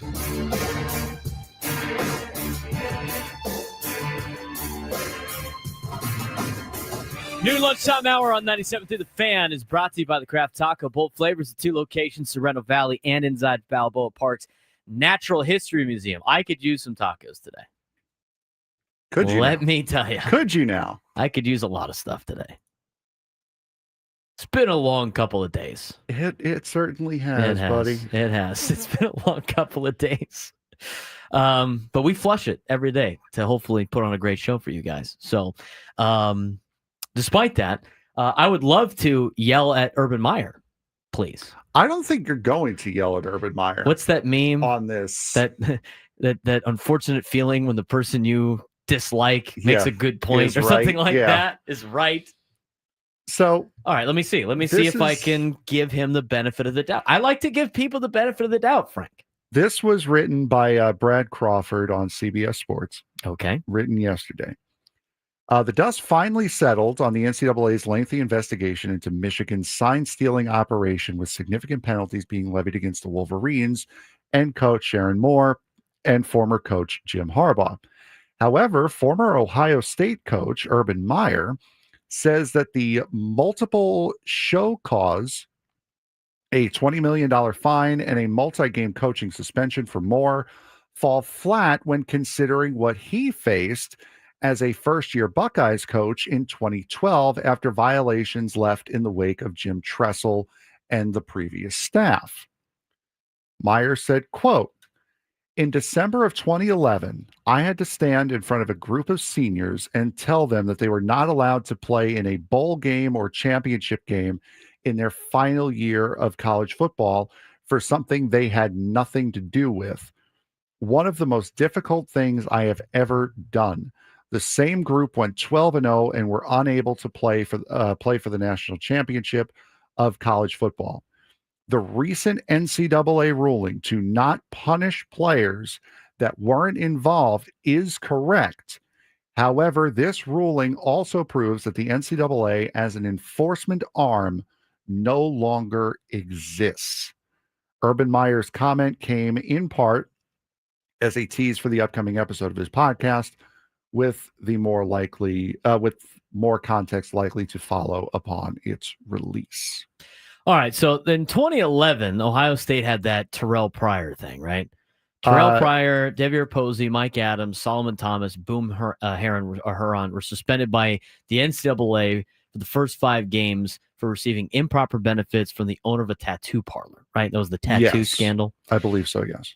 However, the players were allowed to participate in the upcoming Sugar Bowl game against Arkansas. Suspensions resulted in an incident where the players received tattoos for autographs. The players also sold several items given to them by the university, including Big Ten championship rings, jerseys, and other football-related awards for tattoos. Yep. Jim Tressel denied any involvement and knowledge of the players committing these violations. And then since then, they made them ineligible for the postseason for the next year. Vacating all of their 2010 wins, a refund of bowl revenue, and 2 years probation. Right. That said, Ohio State played ineligible players. Ohio State players ineligible. What? I don't even know. I'm trying to read what Jake's saying on there, but anyway.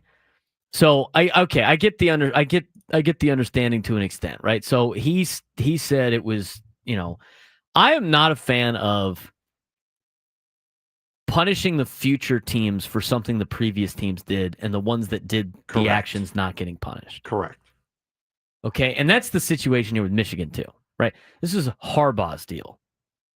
that he's been in trouble for. So at the same time, like, why would the current players and players in high school suffer going to Michigan more than what happened, or more than the players that were actually, or the parties to be that were involved in said scandal?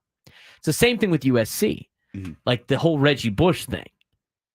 That completely impacted USC for the future. But it's the parties to be at the same time. Like, Reggie Bush lost his Heisman. Okay, so he was punished in a way. He was like banned from college football-ish and USC-ish. Okay? That was where Pete Carroll was like, oh, I'm going to go try the NFL again. Yeah, okay, dude. Sure you are, Pete. Now I'm sure now's the best time to do that, Pete. Go to the Seahawks. So happens that you're about to get punished for a bunch of BS that you guys did. But you know what? What a coinky-dink. Yeah, what a coincidence. So from that perspective, yes, like punishing future players at a school for things that they didn't do is a joke. Okay, so I understand that. So that part of the deal with the Ohio State thing, again, I'm just kind of talking about it.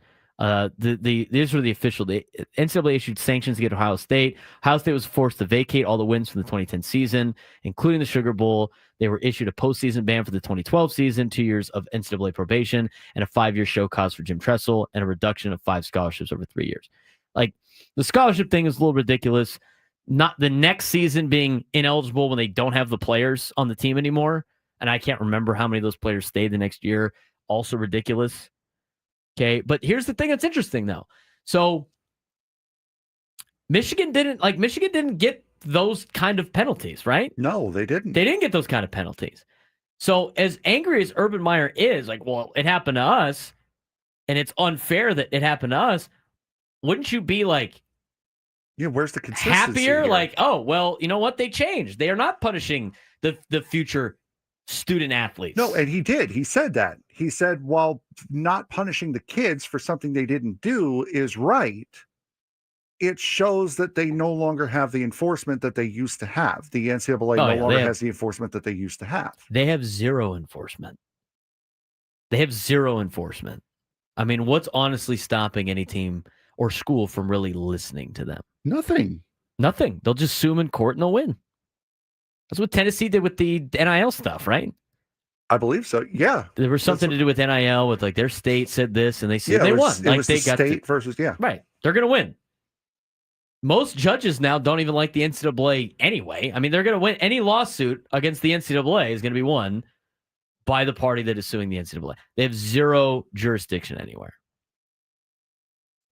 So now it comes to something that they needed for a long time. And it's got to be college football separate from everything else. And the NCAA probably still has a lot of rank over the other sports because the other sports do not have and schools are not suing the NCAA for the track team. I'm sorry. No, and Vapors in the chat, correct. It is supposed to be a punishment, and that's what Urban Meyer is saying. It's the punishment should not be on the kids that had nothing to do with what was going on. The punishment should be on the university and the coach and the people who were involved in committing these violations, which was not the case here with Michigan, at least to the level that they were with Jim Tressel's Ohio State. It's just why I still can't believe people like Jim Harbaugh. I just, how can you look at the situation and be like, God, Jim Harbaugh is such a great guy? No. I don't know how you could do that. People say it all the time. People I respect go like, he's such a great guy and a great. What are you talking about? It's the same thing Pete Carroll did. Jim Harbaugh's like, well, you know what? It's time to go back to the NFL. It's a great opportunity. Not the fact that you're facing a 10-year show cause, right? 10-year show cause on top of the 5-year show cause that you already got issued for all the other stuff that you did. He's not getting punished at all. No. He's not getting punished at all. And he's the guy that did everything. These coaches, it's like going to cheat. They break the rules. They get their trophy. It wasn't vacated. He got the money he needed. He moved on. He gets no punishment. Same thing with Pete Carroll. That's why I find it hilarious that people think these guys are great guys. They're not. Oh, and how can you look at that and be like, That's a great that's a great man. No, and go Aztecs in the chat saying Urban Meyer's not a great guy. No, either. he's not. Right. He's not. also just terrible. We're saying he just happens to be correct on this particular instance. Isn't it funny how that works? He's calling out the other people for being like him. Well, I mean, if you've done it, you know it when you see That's it, right. I guess is kind of the deal. Right? It's just don't punish the kids. And you know what? Michigan's current players are not getting punished, which to me is fine. Yeah, exactly. It should be the school should there should be a major financial penalty to the school because that's really all you can do. Right. Because, I mean, keeping these kids who did nothing wrong out of a bowl game, not great. Take bowl revenue from Michigan, that's fine. Financial penalties, anyone who's still lingering from that staff gets suspended or fined. But you can't, that's the penalty, basically what his overarching issue with this is that the penalties to Michigan itself were not substantial enough, which they weren't. It needs to be something. It needs to be something that just cripples a school. Because otherwise, they basically just wrote a $20 million check for a national championship. Yes. And they're like, okay. Oh, we get to keep the trophy too? Oh, all right. Sweet. Yeah. Sounds good. Yeah. Well, our bad. Sorry about that. That's what it sounds like. It's basically what it was. I mean, they only lost one game in 2 years. But still. Why other schools like, I looked up the punishment of the Ohio State thing, right? And it's this criticism of sanctions is on this page. And they go like, these sanctions have been criticized by college football writers, and there have been calls for the NCAA to reinstate the Buckeyes wins due to new NIL rules. Now, then what's the point of any of the rules then? There's no incentive to follow the rules because there's no punishment for breaking the rules. Why would anybody follow the rules? And if there's no punishment for breaking the rules, there are no rules in the first place. And you also can't go back and retroactively change a punishment based off of the current set of rules. I know. You can't do that either. You can't do that either. And all these schools that did it just write a check, write the check of the punishment, collect their trophy, and go, all right, our bad. And you know what? Nobody even questions it. Again, it's not like the steroid thing in baseball. It's like none of it's tainted. People forget about the tainted championships. Again, Jake Waters in the chat. Ohio State wrote the same check. Listen to the words that we're using. We're not saying that Ohio State was better. We're saying that Urban Meyer is saying that the penalty that Michigan got was not substantial enough as compared to what they got back in 2010. That is all we're saying. We're not saying one is better than the other. We're just saying we're relaying what Urban Meyer's point is, which is they did not crack down on Michigan hard enough. They didn't. Absolutely not. I mean, it's funny, like the punishments that certain schools get. What was like North Carolina had like fake classes for some of their players, and it was just kind of like, oh yeah, I guess that's bad. Yeah, don't do that again. Mm-hmm. There's the NCAA has wasn't it power. Wasn't it North Carolina football that just had players sign up for Swahili, never attend, and got an A? Yeah, they'd sign up for just random classes and they would get the A. And it's like, and like everybody's doing this. Meanwhile, if a school in the Mountain West did it, they'd just be getting the death penalty. They pick and choose who they want to punish. SMU got it. SMU got the death penalty. Yeah, a long time ago. Eric Dickerson. Yeah, for the cars and all that fun stuff. I just, at this point in time, the organizations that follow the rules just do it because they want to have integrity, and the ones that don't really care, whatever it takes to win a championship. And unfortunately, in our society nowadays, winning a championship is more than having any type of integrity as a human being. You can very easily tell the universities, whether it be in the Big Ten, any Big conference. 12, SEC, ACC, you can tell the schools that are too big to fail, no matter what sanctions or penalties are put on them. And I will hold my hand up and say that Penn State is one of those. You can put whatever sanctions you want on Penn State. They might have a down year recruiting, but with boosters and all that, push from the conference, they will be right back to where they were. Right. And the thing you is, saw it with Joe Paterno and Right. and Sandusky. They had a couple bad years, but within 10 years, they're right back up in the top 10. and the thing is everybody's going to always defend their school that they root for, and why Yes. it's not as bad as what the other schools did. But the reality is it's all bad, and there's no rules. So The schools that are too big to fail will continually do this. The schools that are not too big to fail will not do this. 100%. 833-288-0973, 833-288-0973. I haven't gotten to, and the thing is, I know all the dirt in the high school realm. Oh, it's even worse. It's even worse. You don't want to get me started on that stuff, especially from a lot of public schools that like to run their mouth about like, oh, look at it. Everybody's got special rules, dude. Everybody's got special rules. I will call you out on your BS if you bring up said special rules. Which World Series win would mean the most to baseball? We'll talk about that when we come back.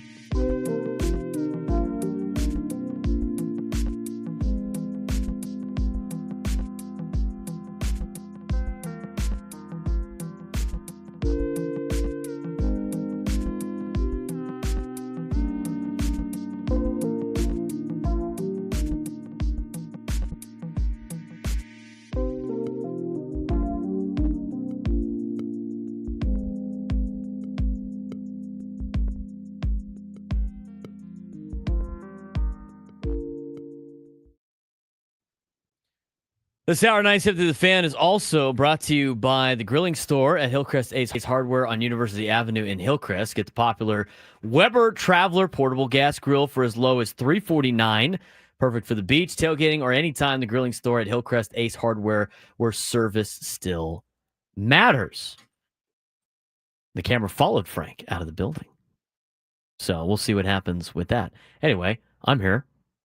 This is the Braden Surprenant Show, live and local each and every day from 10 to 2 on San Diego's #1 sports station, 97.3 The Fan. All right, we talked about, I teased this going into break. Which World Series win would mean the most to baseball was put out today on MLB.com. And they basically talked about how winning the World Series is always a big deal. But when long-suffering franchises finally break through, it transforms not just the team, but the entire fan base and really the entire city.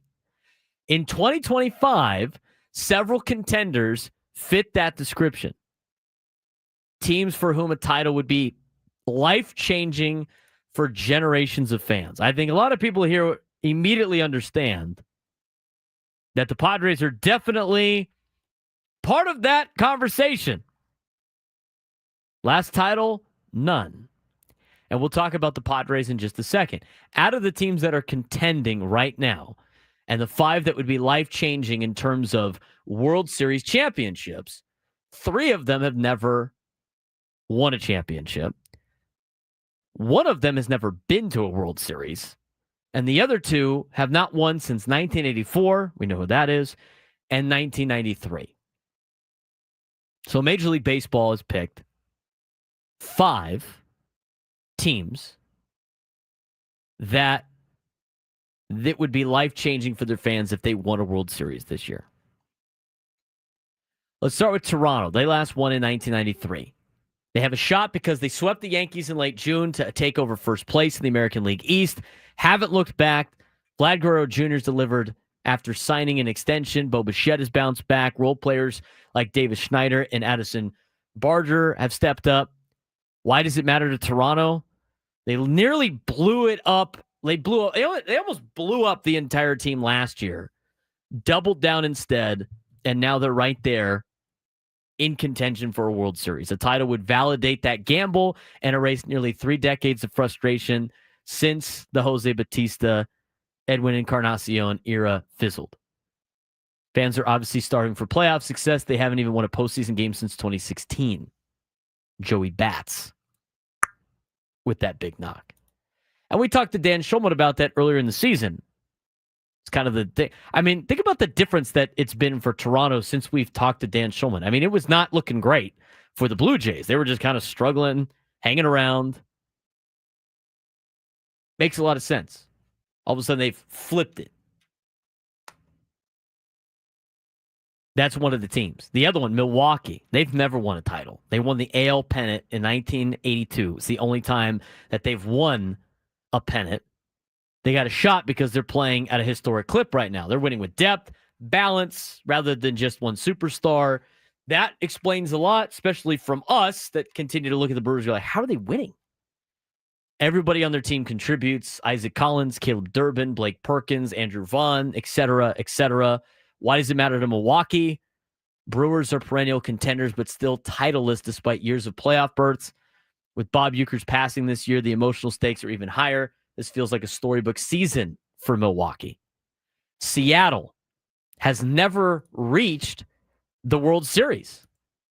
They've never been there. In fact, had one of the most games in a regular season. Still didn't make it.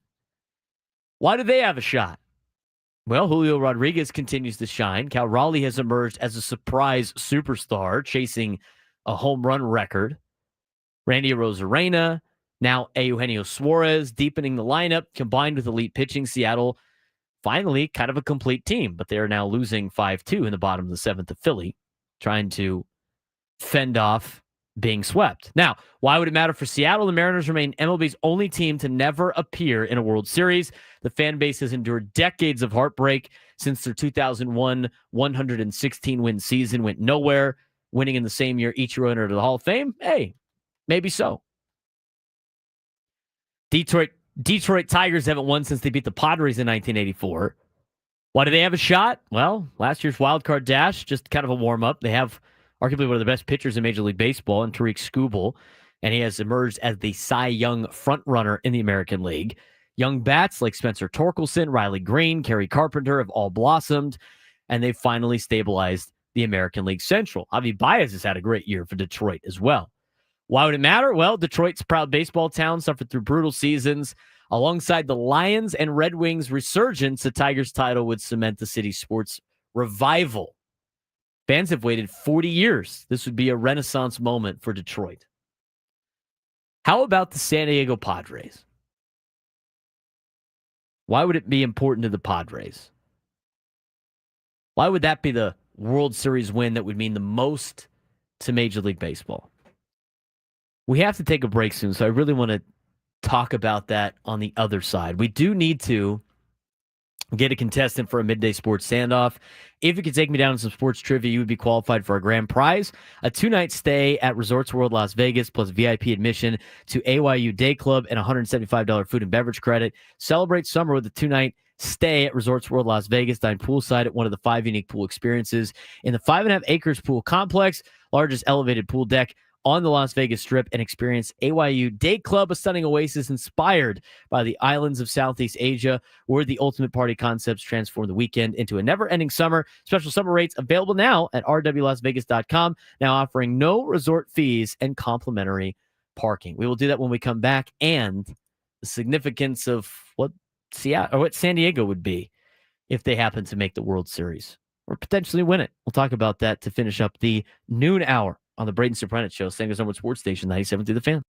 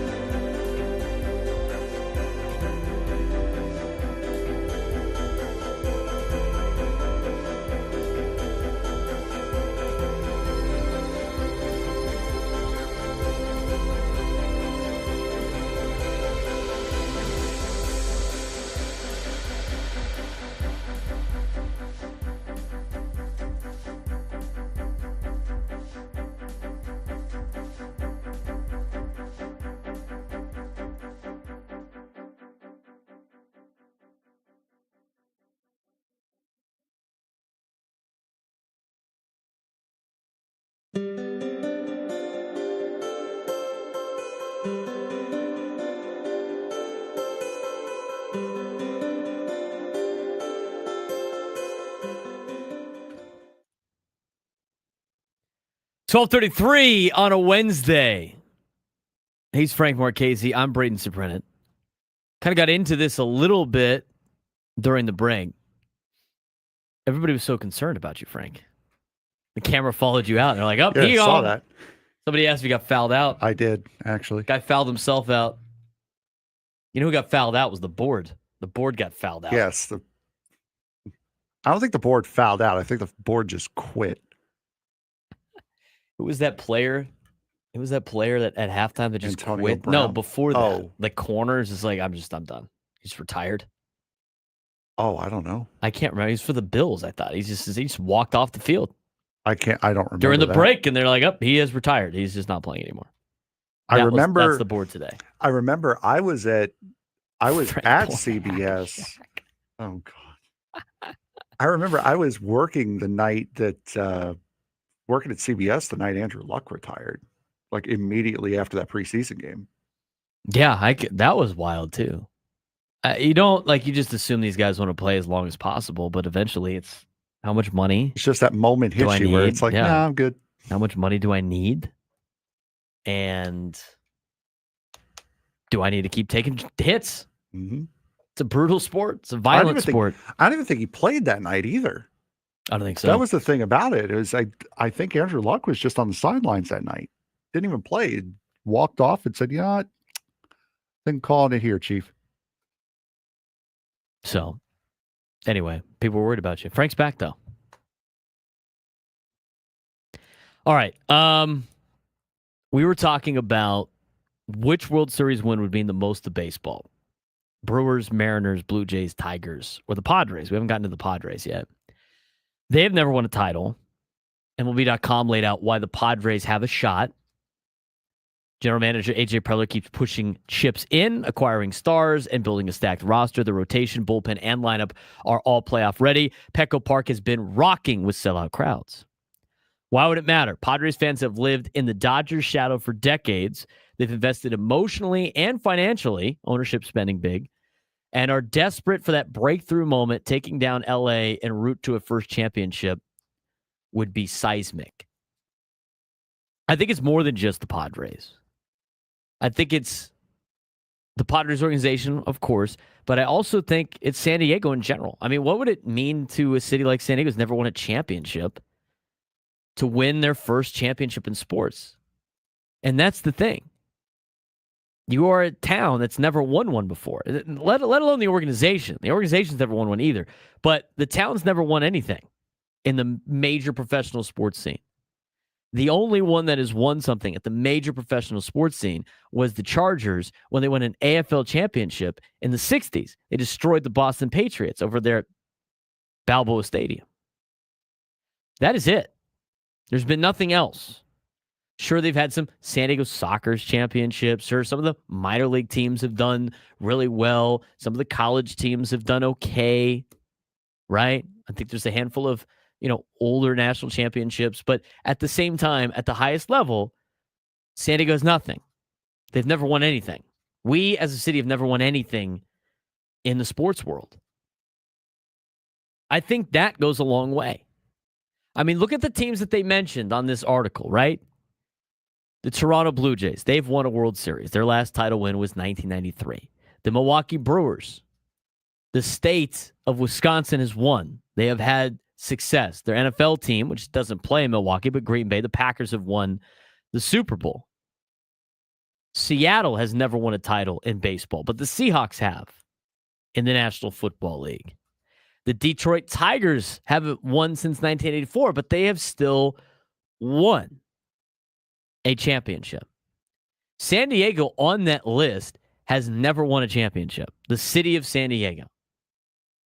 And so to me, not only does that trump the other four, but it also goes in line with what a big moment it would be in professional sports to see a city like that win their first championship. And by the way, the San Diego's got two opportunities right now with the MLS. If you want to consider it a major championship, San Diego FC is at the top of the leaderboard right now. They got major opportunities. The MLS is a major sports championship. If you would like to consider it that, then yes. It would be right there in the thick of things. So you have an opportunity to potentially win two in 1 year. That'd be something. But like I look at and like you picture what it could potentially be, and you picture the future of what it could be. And there's a lot of great things about it, right? Like, what is a parade going to be like? What is downtown going to be like the night they win the game, like win the final game to clinch a World Series? But until they get to that point, it's still just kind of a dream. You're just thinking about your future, what your future could potentially be like with the championship. And then you get the heartbreak, every time when those dreams shatter when you don't make it through. But I think San Diego's, eventually, I hope it's the case. Like Brandon and Carlsbad said, he's 47. He'd like to have it sooner rather than later. And there's a lot of places that have never, won, and then they finally did. And then they finally broke through, as Chris Ello mentioned on a roundtable not too long ago. But the Padres have a great chance. That's what made last weekend so frustrating for Padres fans is that you're close. And you could get to the finish line this year. And you have the team to do it. So in terms of which World Series win would mean the most to baseball, I know for the city of San Diego, it means a lot more with the Padres winning. But out of that group, I would probably still think the Padres winning a World Series would be great for baseball. Because of, now, TV rating-wise, who knows? But at the same time, it gives organizations the blueprint of, if you build it, they will come. If you spend the money, you could get to that spot. A small market team. As much as we've seen the Padres spend money, they are still a small market team. Absolutely still a small market team. And that has nothing to do with the city. It just has to side with the market size. We've talked about this before. Pacific Ocean to the west, desert to the east, international port to the south, and a major city to the north. Out of those 5 teams, Frank, what's the most important World Series win to baseball, not just us here in San Diego? I think it would be the Padres. I think it would. As far as what this city has become for the entertainment value of going to one of these games here, I think this would definitely be the most meaningful. Like you could say, the old heads might say the Tigers, Seattle winning one, the Brewers really mean nothing. Toronto getting their first win since they're back-to-back in 92 and 93, that could probably be that would be a marketable thing for baseball to work around. But for what San Diego has done for its baseball team here, I think that would be the most meaningful to baseball. I think so too. And I don't think we're just blowing smoke being here in San Diego. Think about even all the teams in Major League Baseball. Those are just the teams that are currently competing. But you look at all the teams in Major League Baseball, is there a team that would be better for MLB to win the World Series than the Padres? You could the Nationals in 2019. You could say Cleveland because they're the new Cubs now. They've had the longest drought. Just like Chicago winning in 2016 was great for baseball. Yes, you can make the argument that Cleveland would be the best, but out of these 5, I think it would be San Diego. I think it'd be San Diego. I think the next best, as Frank mentioned, would be Cleveland. Is there anybody else on there? Baltimore, maybe? Not really. I'm looking at some teams here, like if they won the World Series, like it would be a big deal for like changing baseball. No, I don't think so. I really don't think so. No. And just trying to run through. You could make the argument of the Mets buying a World Series ring could change because it would get other top level teams to spend more because that's what they did and that's how they won it. But other than that, no, I don't think Seattle isn't ingrained in the baseball history. Milwaukee's kind of meh. I think also the other sports too, like just with the cities, it's going to be an even bigger deal after the fact in a city that has never won something. Yeah. Look at there's not enough. There's not a lot of teams like the Padres in that sense. Good team in a small market that spent money more than they probably could afford at the time. That is in a city that has never won a major sports championship. And they're going after it as a small market team to try to get a championship for their city. There's no other team like that in Major League Baseball. It's unique. And the other thing, too, like, you look at like Pittsburgh's won, though. Yeah, they've won in the past, plus the Steelers had won. You know, that's a city that has won before. The Penguins just won not too long ago. You know, Milwaukee has, Green Bay Packers are in the area, in town. And even teams that you would think, like San Francisco winning would be big for baseball, but they've won recently. They won 3 in 5 years. Yeah, they've won recently. Same thing with St. Louis. They've won recently. Colorado winning, I think, would be interesting. But they're just so far behind now, it's just never going to happen. But like Arizona's already won as an expansion team. I think Tampa Bay probably would be good for baseball. Be bad for St. Pete. Be bad for St. Pete. They'd have to cough up some money for a ballpark. But Tampa Bay, if they weren't, from everything that the city goes through and everything like that, Tampa Bay is interesting, I think, as well. I would say Cleveland. I put them in order. I would say Cleveland, San Diego, and then Tampa for you, for your point. Okay. I would say, again, Cleveland because they are the team with the longest drought. Yeah. Somebody goes, what about the San Diego Sockers? And that's not a major professional sport. It's not. Is that Craig that just texted you? I don't know. It's not, no, somebody left us a voicemail. I mean, that's the other thing, too. It's like the mentality needs to be, this is like major championships. The city has none. Indoor soccer is not a major professional sport. Arena football is not a major professional sport. Rugby is not a major professional sport in the United States. No, you're talking... AHL hockey is not a major professional sport in the United States. I mean, we're talking about the Big Four. And if you want to include the MLS, or do you think it's fine, the Big Five? You should include the MLS. That's it.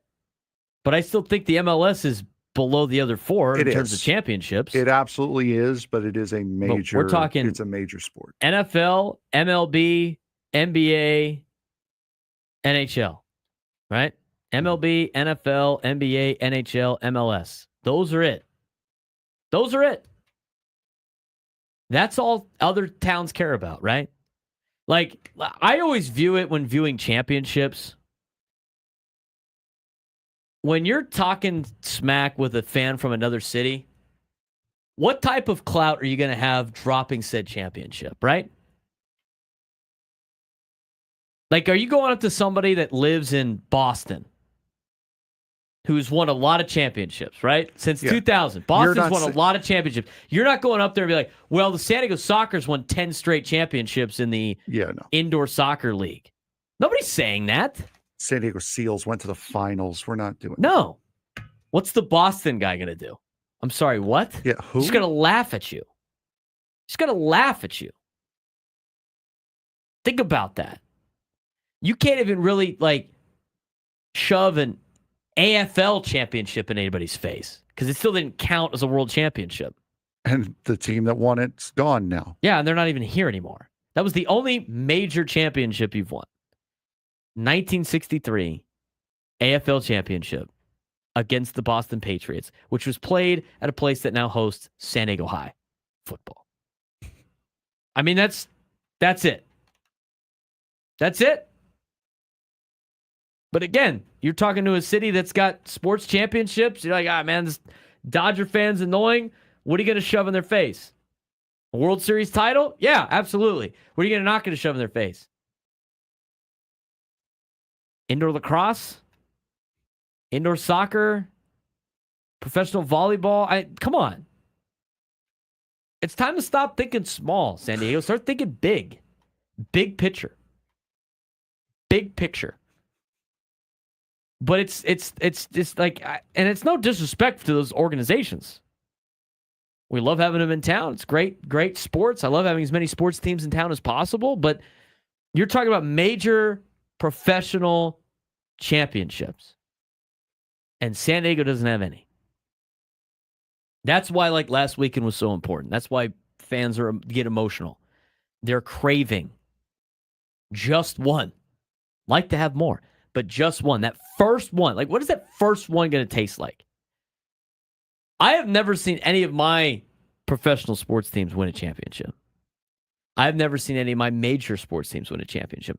The only time I've seen any team that I have rooted for win a championship is when I was an Arizona Wildcat fan growing up, the 2010, 2011, or is it 2012 College World Series. The only time I've seen one of my teams win a championship. That's it. I don't even know what to do. Like, I don't even know like how the offseason would be. Let's say the Padres win the World Series. What do we do in the offseason? Like, what do you talk about? Like, I'd just be like, oh, we won. Who cares? Oh, free agents. We won the World Series. Who cares how much money you've spent? Like, the next year, like, defending a time. You've been so close to, like, getting your hands on it that when you finally do, I feel like there's going to be this, what do we do with this now? We've accomplished our goal. What do we do with this now? I can't believe this. It's like me with the Western Mail Supply Building Cup. Yeah. He finally got it, and he didn't know what to do with it. Interesting. I just, how it, like, what does that feel like? I mean, think about that for a second. What it would be like to get the first championship. That's why I think it's for baseball, the Padres are definitely the number one on that list. By far. 833-288-0973, 833-288-0973. Dexter in Spring Valley, you're on the Braden Surprenant Show. What's going on, Dexter? Okay, I want to cover a little bit wider ground here for a sec. Frankie, I'm a little surprised that you didn't mention this. San Diego has 7 major professional championships. In NASCAR, Jimmy Johnson. Oh yeah, you got that 7-time. Yeah, true. That's an individual. That's an individual award. That's not right, a team that sport. It's an individual award. Well, you got a lot of Dexter. You got a lot of famous athletes, man, that are from San Diego that have championships. They don't count for your city. That counts for Jimmy Johnson. But that technically he does have a team. The guys who maintain his car and everything. But having said that, I wanted to bring that team based in San Diego? It's not. So I mean, that is true. Semantics, dude. I mean, that's an individual award. It's not a team sport. His car didn't say San Diego on it. That was not a San Diego championship. That was a Jimmy Johnson championship. And we're proud of Jimmy. We're proud of all the San Diego athletes that go win championships, but it wasn't for San Diego. Okay, I got that. But let me toss this at you. Okay, and both of you guys haven't followed the Padres as long as a lot of us, because age or whatever. But everybody's been singing the praises of Randy Vasquez. Okay, he's a good pitcher. But the thing is, for those of us who've been following the Padres for a super long time, I believe that Randy Vasquez is Eric Shaw 2.0. Eric Shaw was a really good pitcher, but his problem was he gave up a lot of runs and had to work out from under. And that's what Vasquez, the last time he pitched, that's what happened. He gave up the big runs and he had to work from under. He was playing catch up. And I think that, look what happened to Eric Shaw. Once he left the Padres, he became the invisible man. Unfortunately, he also took his own life later, but that's neither here nor there. It's the fact that we look at like his stats and everything and go, he was a good pitcher. We look at Randy Vasquez's stats, he's a good pitcher. Problem is, we also forget that most of the time he gets those stats after he gives up the lead or he puts himself underwater, and he has to play catch up. So for me, I think that he should have been one of the pitchers that we traded instead of the one of those 2 kids that we gave away, because honestly, at the time he had a higher sell value, and also we would still have one of those kids with us. And who knows? They could be they're starters. It would help us. So I'm just saying. Yeah, it's not a bad comparison, Dexter. Appreciate the phone call. I guess you could have traded Vasquez and kept Burgert or Kolek. At least with Vasquez, you know what you were going to get. He'd pitch the most out of all the guys. I get what Dexter's saying on the Jimmy Johnson thing, but it's a team. We're talking about a team sport representing San Diego at a major level. Yes, NASCAR is a team sport, but those guys aren't wearing outfits that say San Diego on them. Unless I'm wrong. Did I miss that? Did I miss the San Diego on the car? It said Lowe's. It said Lowe's on the car. And at the very end, Hendrick it said Ally. Motorsports. Hendrick Motorsports won 7 championships. Was he with them the entire time, Frank? Yes, he was. Yeah. Hendrick Motorsports, based out of North Carolina, won 7 champions. So, anyway. Yeah, Xander Schauffele. Hey, Schauffele's won. Right? Xander Schauffele's won. Does that count? Somebody put in the chat, Cole Hamels won a World Series. Hey, you know what? Good for Cole. It's not a San Diego championship. It's not. Kawhi Leonard. Hey, he won. Does that count? No, it doesn't. Padres got to go get it done. Be nice. 833-288-0973. 833-288-0973. Final hour of the Braden Surprenant Show. When we come back, oh man, the Phillies are destroying Seattle. We'll give you a score update on that and other games that affect the Padres when we come back.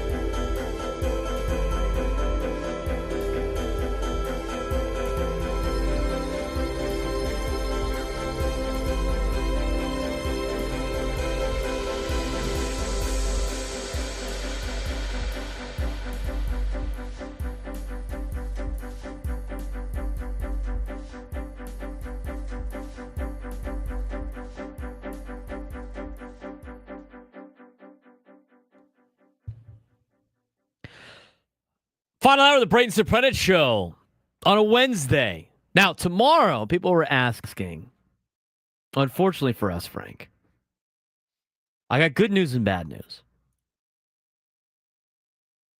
Okay. Do you want the good news first or the bad news first? Oh, I love. Frank's like, I hate getting asked that question. It's usually both bad news, so let's go. No, we got good news. No, I'm just saying. Too. No, I'm just saying. With me, it's usually two. Do you want things the of bad news or the we'll worst go with news? We'll get the bad news first. Okay. We'll get the bad news out of the way The first. bad news, Frank. Get your soundboard ready. Okay. We will not be at the loft tomorrow. He draws the foul. It's a foul? Yeah, it's a foul. You don't have any like depressing No, I don't. Not at least on ours, and I'm not. I don't. I'm too depressed to go looking through all the other ones. Okay. Sad face. We got a foul for not being at the loft. No loft. Rod was, I'm sorry, Rod. He's asking about it. I like seeing Rod and Nate at the loft every Wednesday or Thursday, I guess. Day games. The day game guys. But we won't be there tomorrow. Nope, we won't. We have the round table tomorrow. That's good news. Yeah, we do. Good news, Yep. right? Get some round table pizza. And Frank, Yes. we only have an hour show tomorrow. You mean I get to sleep? You mean I get to What are you gonna do? Sleep, drive into work, do an hour, and then go home and sleep again? No, I get to go to bed early tonight instead of, waiting as long as possible to get as much stuff as I possibly can to prep for the show tomorrow. And Thursdays are our days that we're usually jam-packed during And the I football season. And I only have to prep 1 hour? Yeah. No way. So you got I'll be for the round table for sure. Yes, But you will be. I'll I just wouldn't I'll mind just let doing the everybody- round table once in a while. Yeah. Why not? Get yourself some pizza or some wings. Are you a wings guy? Did we talk about this? I'm more of a bone-in or boneless, big dog? I'm a boneless guy. I don't mind, but I'd rather, if I had to pick, I'd do the boneless wings. Because I hesitated on that because the first thing I would usually get is boneless wings or chicken nuggets, dude. That's usually what I get. You know what? And I don't care. Exactly. Chicken nuggets with sauce. Doesn't Wendy's have like saucy nugs or something like that? Yes. Yeah, I don't mind that. You know what? It's easier. I can eat with a fork. I don't get my hands messy. And there's also I don't like bone-in chicken because I always have that vision of me biting into the bone and it freaking me out. I hate it. Yeah, you got to be careful. Yeah, I hate that. I don't mind bone-in wings. If you have to have bone-in wings, are you flats or drums, or do you care? Drums because there's less little bits in it. Less little bones? Yeah. Can you just... Have you seen the people break it? Like the flats, and then they just wipe the chicken off? I can't do that. But I've seen recently the people grab the fat part of a drumstick and smack the bone through it and then just pull the whole thing of meat off. I've never seen that. That's crazy. Yeah. They'll grab it, then smack the thin end and then just pull the bone out. Yeah. So I split wings the other day with one of my friends, and she said she can only have the flats. And so I got stuck with the drums. But you know what? That's neither here nor there. If I had to pick, it'd probably be flats, but I don't really care. You put a plate of wings in front of me that have the flavor that I like. If they're bone in or boneless, flats, drums, I don't really care. I'll probably eat them. What's your wing flavor choice? Or do you do the naked wing? I usually do barbecue wings, if anything. Barbecue? But I'm not a big barbecue sauce fan. Frankie Watkins in the chat. No, we're not saying that. That's usually the response I get is that, boneless wings are just chicken nuggets. He could be arguing with somebody else because there's somebody else in there that was calling us soft for eating the boneless wings, which I would prefer. It's just way easier to eat. Exactly. I don't need to worry about biting around a bone. I just throw the whole thing in my mouth. And we understand they're chicken nuggets. I don't care. It doesn't matter. It doesn't matter. I would prefer the boneless. I think it's easier to eat. It's just easier. It's convenience. I'm a nugget guy. What do you want to say? Big nugget guy over there. Well, Denver nugget guy? Was a big nugget guy. Was a big nugget guy. Yeah, now I'm a skinny nugget guy. Now I'm a moderate amount of nugget guy. Moderate amount nugget guy. All right, so you go barbecue. Is that always the case? More or less, yeah. I like barbecue sauce over hot sauce. I'd rather. Well, you don't like spicy, so no. No, It makes a lot of sense. Mild or medium is fine with me. I realize it's like with the sauce, it's basically just how much sauce they put on it. It's not like they're like adding too much more spice to it. Yeah. So I get that. I Yeah, they usually go have with the to- mild they- because I don't need a ton on there. I could go with the medium. It's not that big of a deal. Okay. A garlic parm, kind of my move. Okay. Garlic parm is always the move if they got it. Not bad. I did have, since we haven't talked about food in a long time. People are like, we've done this chat before. We did it with Adam. Adam's a huge wings guy. Cole Brooks, great. Now I have to go to B-Dubs. You go to Wings and Things too. Yeah, that's another one. There's a lot of wings places. Wingstop. It's where you stop for the wings, right? Yeah, you ever been to Wingstop? I have. Wingstop's great. This is a perfect conversation because it is a wingy Wednesday. It is Wednesday. It's Yes. a wingy Wednesday. We're actually talking about wings on a Wednesday. Anyway, we talked about this with Adam before you joined the show, and Yes. Adam is a super wing guy. In fact, I'm pretty sure he gets his own thing of wings for the round table. Wouldn't surprise me the way he shoves a pizza in the back fridge. Yeah, I was blaming the sales staff more times than not, but I think it might just be Adam. I think Adam just takes all of the food. He's got 3 kids, so he's got to keep the kids happy with round table pizza on Thursdays. What was that chat I just saw? At Frank, please call my boss. He expects me to work while Braden and Frank talk sports and food. Sounds like you need a new boss, dude. Like that's. Yeah, that sounds like a you problem. Yeah, that sounds like a you problem, man. Our boss encourages us to talk about food and sports and to watch this show while we do it. So the weekend, I didn't get to dabble in the Arby's. I am due for an Arby's trip because I've been influenced by Instagram on some Arby's stuff. The Arby's strips are good. I'm not talking about chicken though, dude. I'm talking about just saying. in general. The only thing I will really ever get at Arby's is the mozzarella sticks. Mozzarella fiend over here. I am. Mozz They're stick good. Fiend. Mozz sticks where was the other place that you get Mozz sticks at? White Castle. White Castle and Arby's is where Frank gets his Mozz sticks. Is up on court 42 against natural casing Frank. Organic casing on Frank's legs. No, those are just for fast food mozzarella sticks. We usually get the box. Come on now. Okay, I'm just saying. We get the restaurant quality box. Anyway, so the Arby's deal. My dad went on Friday. He hasn't been feeling that great as of late. Okay, so we were gonna go scout on Friday night as a staff. We decided only some of us did. I didn't. I went to watch the Padres-Dodgers game somewhere. But my dad went to he was influenced by my brother and I sending him the Instagram reels of Arby's. He loves Arby's. My dad grew up in East County. He loves Del Taco and Arby's. Apparently East County staples back in the 1980s. Okay. There's not a lot of Arby's around anymore. No, I mean, the not. closest one to me is over here in Claremont or, was it Balboa or Claremont? I think it's Claremont Mesa Boulevard. It's across from. I only go there when we play Madison and football. The other Arby's I know about is down the street from San Marcos High School. We don't play them anything, so I never get to go there. But he drove down after and got himself a beef and ched and a regular beef sandwich. Horsey sauce and the Arby's sauce is pretty good, not going to lie.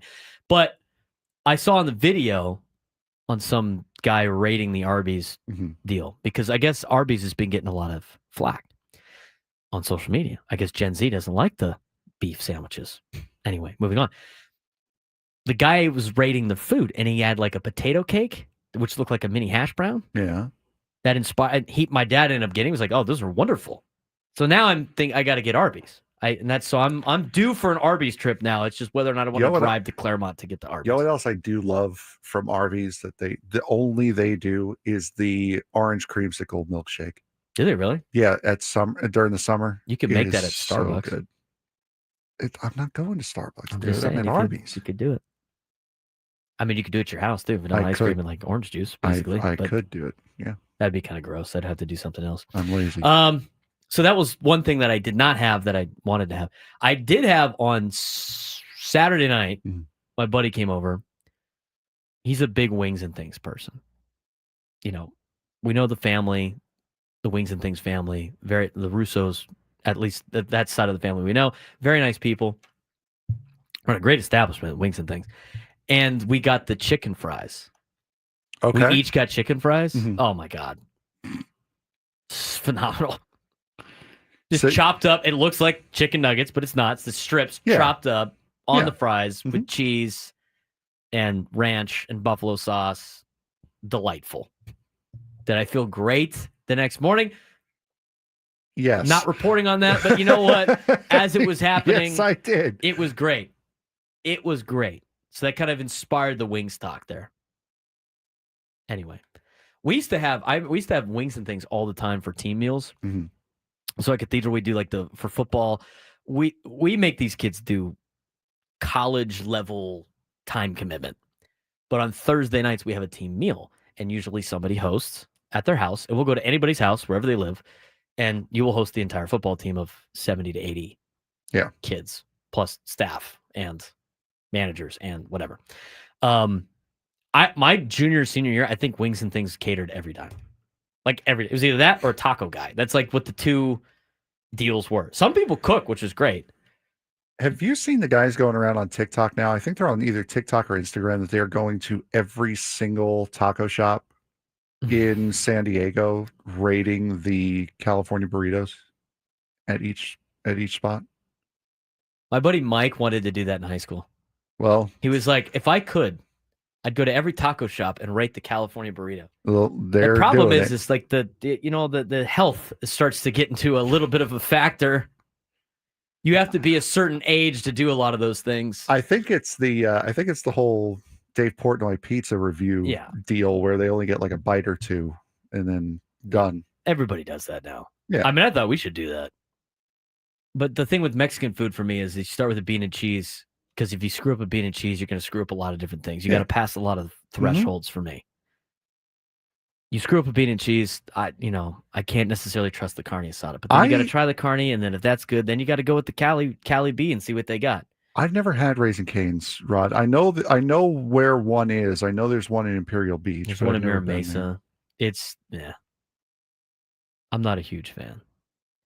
The thing is I had it in Texas before it came out here, and so sometimes I'd go. I'm not waiting in line it's just chicken strips. But I do know, and we've had this conversation before, you got to be the veteran and exchange the coleslaw for another slice of toast. I mean, that's just flat out. And every time we've mentioned Raising Cane's, Jocelyn's had to jump in and say how much it's overrated and how much she hates the sauce. The other Cane's I know of is the Hurricanes Bar and Grill. That's the other one that's near us that I haven't been to either. Hurricanes Bar and Grill? Yeah. Does it got a bunch of Miami stuff hanging out? No, it's... Hold on. All right. Well, he's working on that. I've had enough people. We talk, and now I'm starving, and I was already hungry to start the day, and I was wondering what I was going to pick up for lunch on the way to football practice. I don't know what type of day it is, but now all of a sudden I don't want to drive out of my way for the food, though, to get to football practice. It's Hurricane Grill and Wings. My bad. Yeah. Jocelyn's like, it's because I have a middle schooler, and they all love it. Yeah, so do the high school kids. I have been here's the thing. I told one of our coaches, and we got to take a break. One of our coaches on staff, Ben, he asked kids this or that food options. And I'm like, dude, I'm going to need you to start sending that in to us so we could do it for our lunchtime seriously. hour. Yes. Just help us out. He had a cereal one the other day. What was the other? He had another one that was like, what did he say? I forget. Hopefully I remember during the break, because we got to take a break. I'm not going to lie. These chicken wings and strips look amazing. We got to get back on track. Cane's. You've never been to Cane's? No, we need to do a Cane's food review? No, Hurricanes. Oh, the Hurricanes. The Hurricanes Wings and Grill. They look incredible. Frankie Watkins, Braden's Burrito Bar, a meter measuring the quality of places from bean and cheese burritos on. Trademark it. Might have to. When we come back. Incredible too. All right. Jesus, I'm done now. Can you stop? We need to take a break, and everybody's got to go get a lunch break at this point. College football preview when we come back.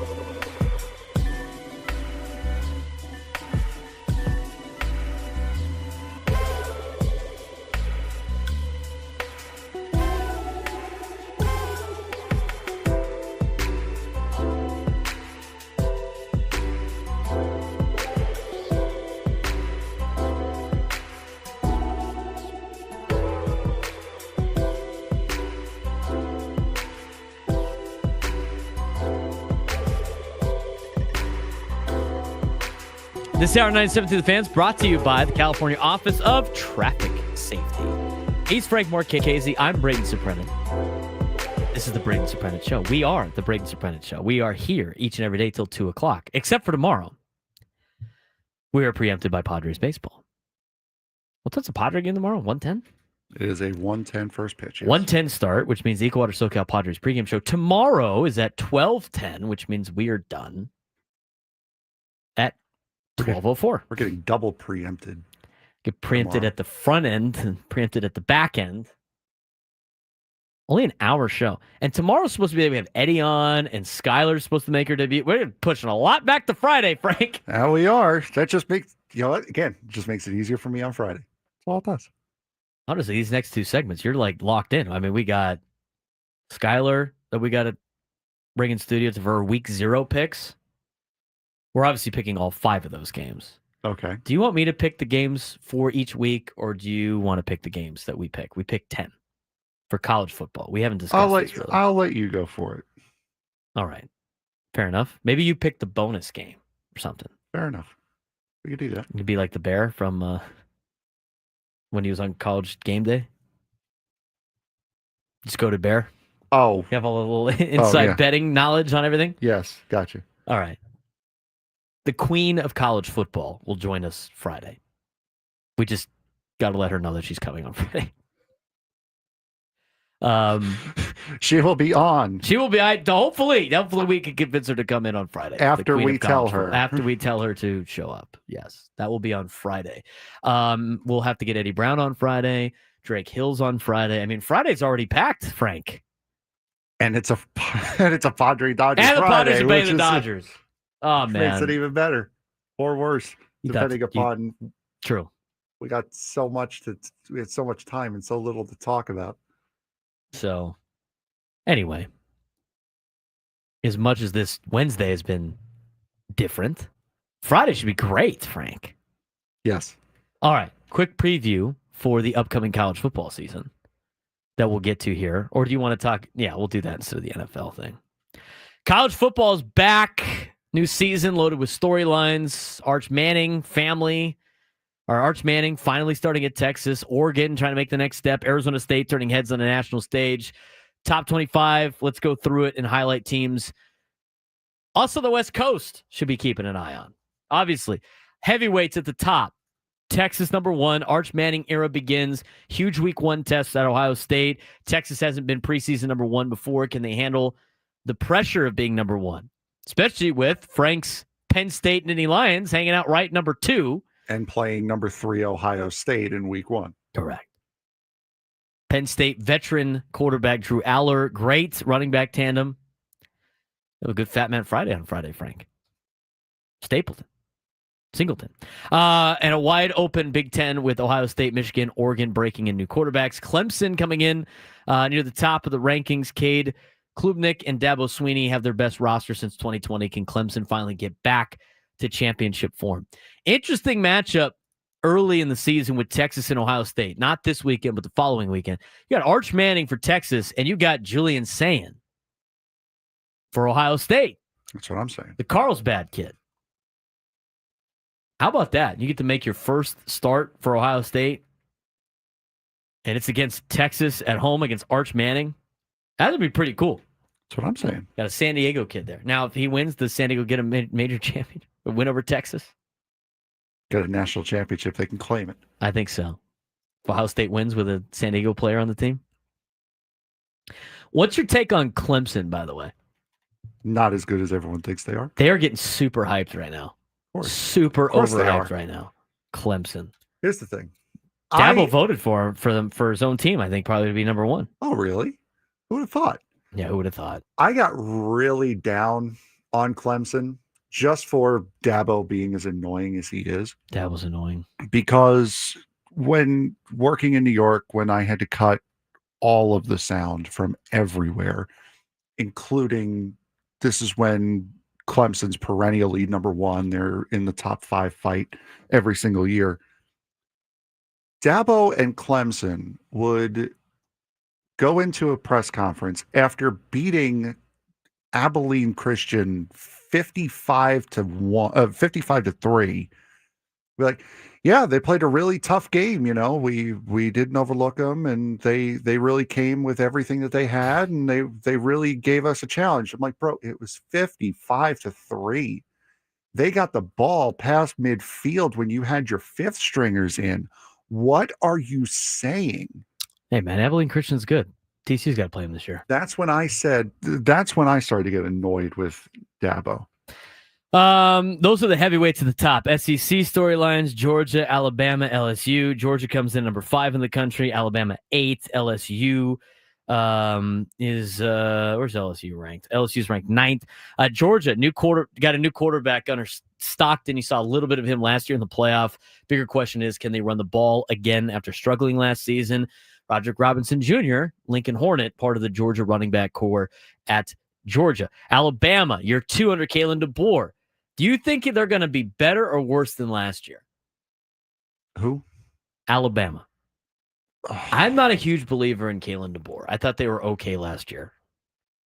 I think the reign of terror that Alabama had been on is over. They are. But we'll see. New quarterback, Ty Simpson. New offensive coordinator, Ryan Grubb. I think they'll be a little bit better.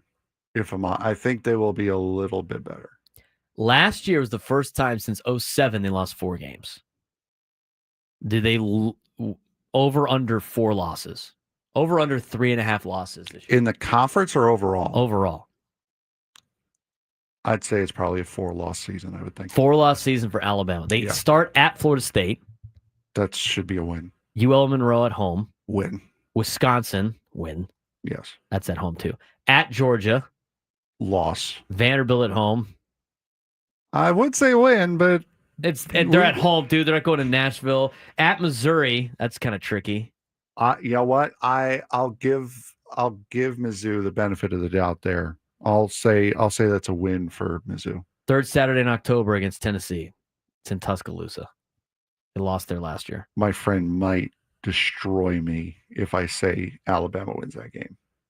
Well, they got Tennessee at South Carolina, LSU, Oklahoma, Eastern Illinois, and at Auburn to finish the season. The only other game if they lose against Tennessee, they'll lose against LSU, and then they'll win out the rest of the way. They beat Oklahoma at home? Yes. All right, that's Alabama. LSU, they apparently have one of the best quarterbacks in this year's draft. Garrett Nussmeier leads the offense. Brian Kelly is 0 for 3 in openers at LSU. They get Clemson. Game 1. Go Tigers. Oh, okay. Can you say why do the people that live in Clemson add a P to the name? No, Clemson. No, I didn't mean like I was picking LSU. It's Go Tigers. It's which I know team they're is both it? the Tigers. Yeah, I'm asking the question on Clemson. Why is there a P added to Clemson? Because South. I don't know. Stop asking dumb questions. Exactly. West Coast local angle for us. Now, obviously, the 2 Southern California schools at the top, USC and UCLA, not in the top 25. Arizona State out on the West Coast, surprise Big 12 champs last year. Kenny Dillingham and Sam Levitt equals Arizona State as a legit college football playoff contender last year. But Arizona State, we'll see if they can bounce back. According to Phil Steele, they're supposed to have a regression. We'll see what Sammy Lev's got up his sleeve. Exactly right. Oregon. Really quick. Yes. Ricardo in the chat. Is Rey Mysterio the biggest thing to come out of San Diego? The fact that he's, 5'5"? Probably not. Anyway, continue. Wow, short jokes. Foul on you. Well, no, he is. Foul. Short jokes, foul. That's his gimmick, though. He draws the foul. Did you see that? Did you see that guy on Twitter yesterday post the video of like the kid that ran out of the field? Yes. And then said it was me. That's so funny. Yes, I did. Man. I thought my response was great. I got better moves than that, dude. Biggest champion, again, 5'5". No. Targeting. Frank. He draws the foul. That's a personal foul with targeting. Plays under review. Arizona State surprised Big 12 champs last year. They come in the top 15 in the country. They come in at number 11. Oregon, number 9 in the country. Dante Moore takes over after sitting a year behind Dylan Gabriel. Ducks are stacked. Also need to win a playoff game this time. They got smoked in the Rose Bowl. I don't know what was worse, that or blowing a 31-point lead in another bowl game. You know, where's Derek at? Boise State is the only other West Coast team in the top 25. College football playoff team from a year ago, they got to replace Genty, but now they need to prove that they're more than just Ashton Genty, right? Maddox Madsen takes the reins. Great group of 5 storyline to follow for the West Coast. Other national contenders, Ohio State, new quarterback Julian Sayin out of Carlsbad, getting tested right away with a matchup against Texas. They have a ton of NFL talent on that team. Still have star receiver Jeremiah Smith, who I thought put on a show in last year's postseason. They got defensive back Caleb Downs as well. Ohio State poised for another big year. A lot of it's gonna rest on Julian Sayin's shoulders, though. Notre Dame, Jeremiah Love is a star running back. But can Marcus Freeman finally solve the quarterback problem? Their quarterback problem really hurt him last year. They open up at Miami in a huge primetime game. Speaking of Miami, Carson Beck is the headline. Loaded O-line, week 1, Notre Dame, instant credibility check. Got a lot of good matchups in week 1. I don't think Carson Beck's going to get it done in Miami. No. I don't think he's going to have a Cam Ward experience. He's not doing this. He's not going to do that. Wild cards and fun storylines to watch. South Carolina comes in at number 13 in the country. They finished 2024 in a 6-game win streak. Lenora Sellers might be a breakout star. Keep your mind on Sellers. Keep your eyes on Sellers. He's getting a lot of great praise as a quarterback in South Carolina. Michigan comes in at 14 in the AP Top 25. True freshman Bryce Underwood starting at quarterback. He's the one that got that big contract, didn't he? See, the guy got like $12 million or something? I believe so, yes. That's rare at Michigan, but the kid is the number 1 recruit in the nation. Lane Kiffin at Ole Miss comes in at 21 in the AP Top 25 to start the season. Can he make history with 3 straight 10-win seasons, which has never been done in Oxford? Are you surprised by that? Ole Miss has never won 10 games 3 years in a row. Wow. Yeah, I kind of am, considering some of the talent that they've had. You got to play, Yeah. But for the most part, they've been in the SEC West. Mm-hmm. With Alabama and Auburn and LSU and a lot of good teams. Tennessee comes in at number 24. The wild quarterback drama for the offseason. Nico left for UCLA. Joey Aguilar transfers from App State to UCLA to Tennessee all in 1 year. They basically made a trade for quarterbacks. We'll see how Aguilar does for the Tennessee Volunteers. Who's under more pressure in week 1 of college football? Arch Manning at Texas or Julian Sayin at Ohio State? I'd say Arch Manning because of his name. Yeah, exactly. And also Sayin's a true freshman, isn't he? Is he not? Yeah. So yeah, you're not going to expect. Well, no, he's not a true freshman. He played last year. Okay, so you're not going to expect the world out of a redshirt freshman. Right. He's played some decent time already at Ohio State. I think he's good. And he doesn't have to worry about the pressure's around the Manning name more than anything else. The pressure is going to be on Nico at UCLA. Oh, yeah, that's massive really pressure.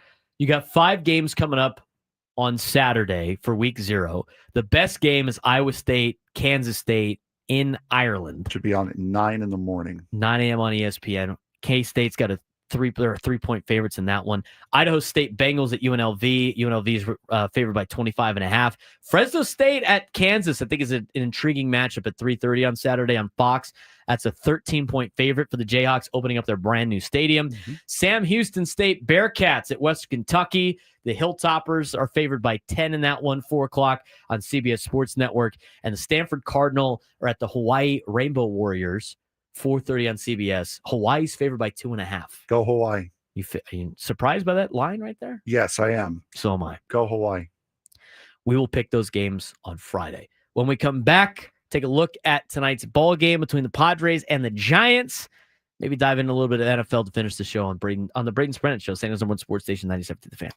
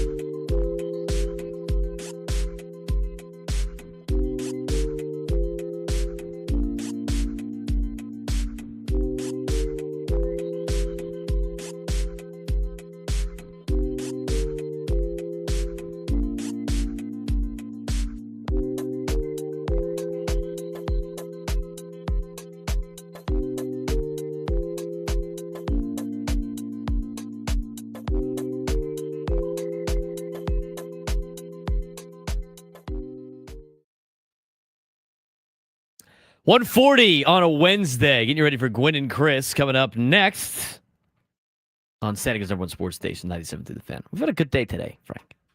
It has been a nice day. We're a little worried. And when I looked at the rundown this morning, I got a little stressed out. Yeah, Okay, what's going on? Yeah, I tried my best. I worked on that rundown for 3 hours. Frank does a great job with our rundown. Looking at CBS, ESPN, The Athletic. Nobody makes a better rundown than Frank Marchese.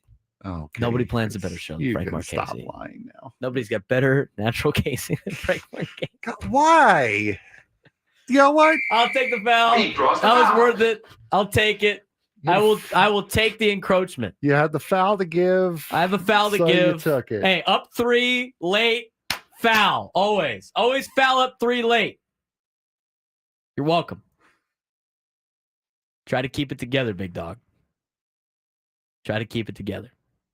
Anyway, so we talked college football. We talked this. We talked that. Talked Padres baseball. I'm seeing so many Ryan O'Hearn memes. I am wheezing. Let's think about that for a second. I specifically used the term wheezing. Everybody listening, think about when you hear the word wheezing, that is a very descriptive word for a reaction to something. Is it not? It is. Wheezing. Something I did a lot when I was younger. That's how funny this thing is. That's how funny some of these memes are. Well, for me, it's because I had asthma. But... Okay. Yes. Or you were laughing really hard. No, wheezing. Anyway. Nate, don't take the stairs. That would be hyperventilating or gassed.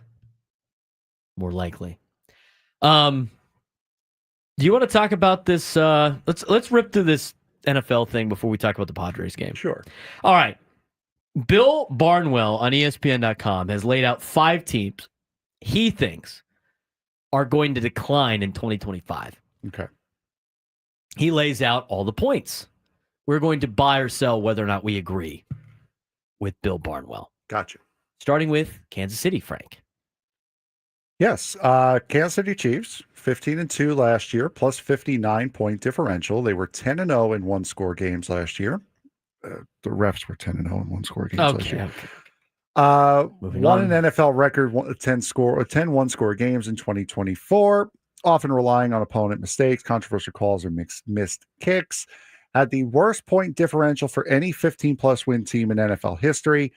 History says teams like this drop about 3 wins the following season.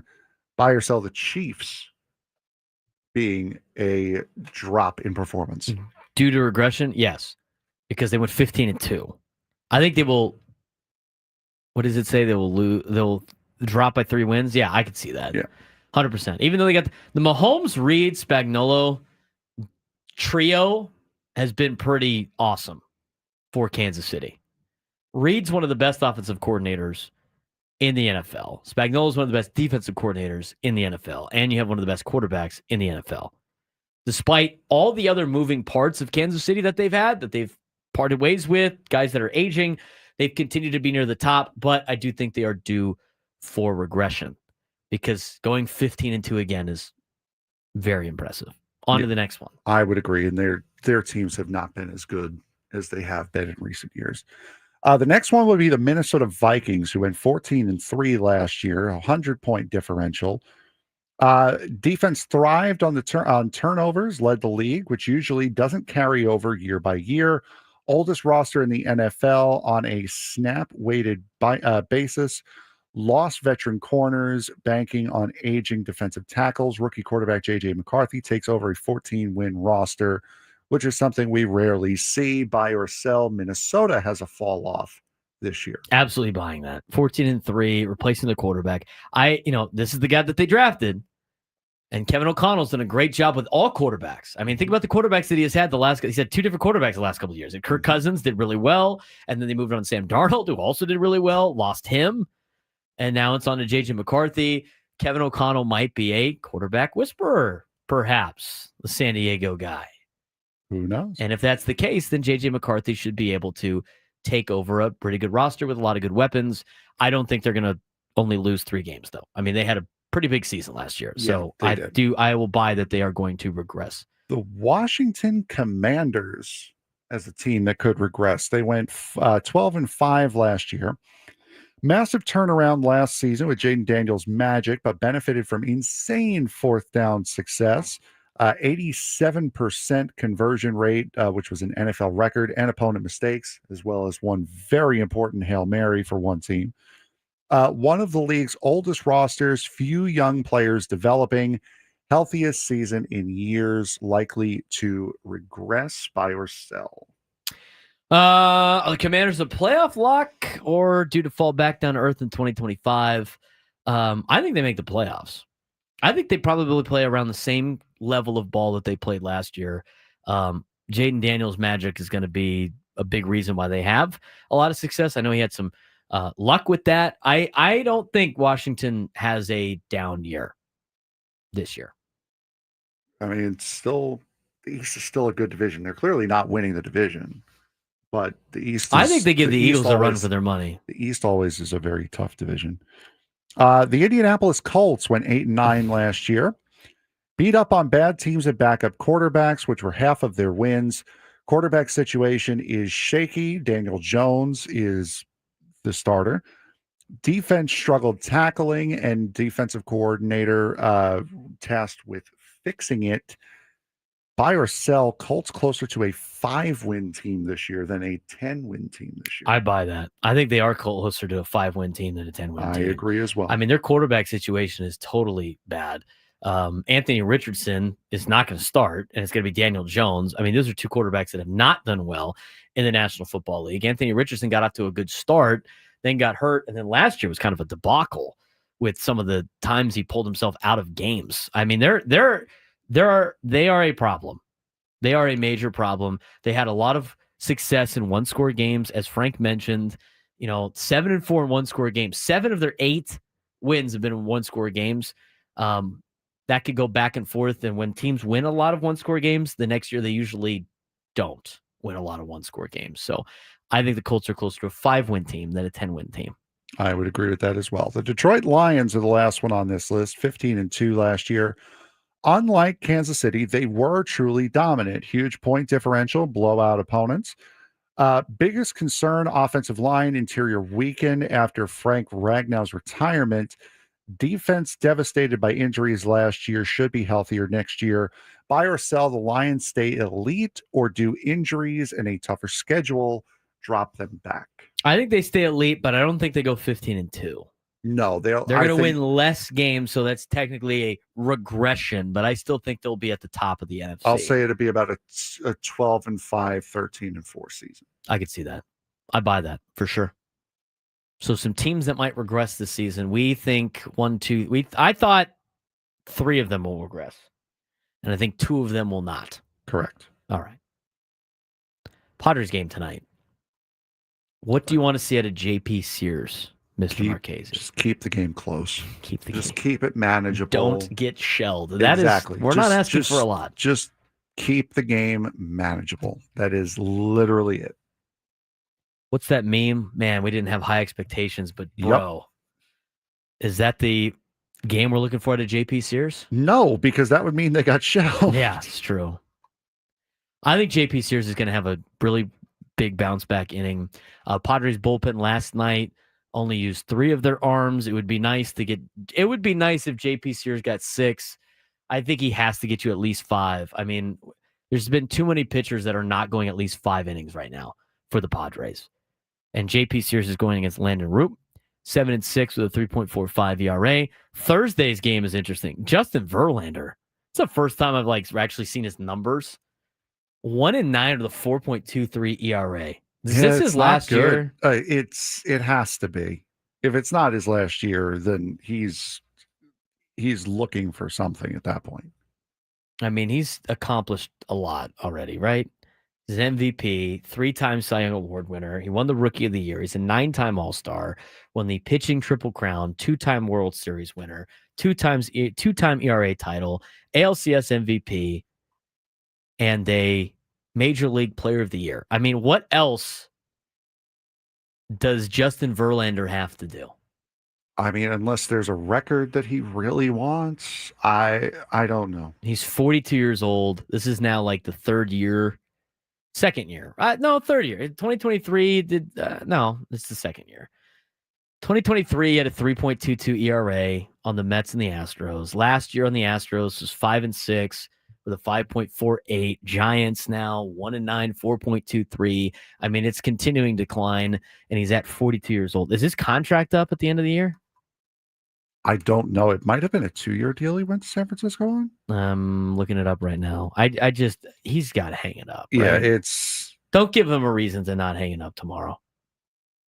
Padres. Justin Verlander's, he's a free agent at the end of the year. He's getting $15 million this year.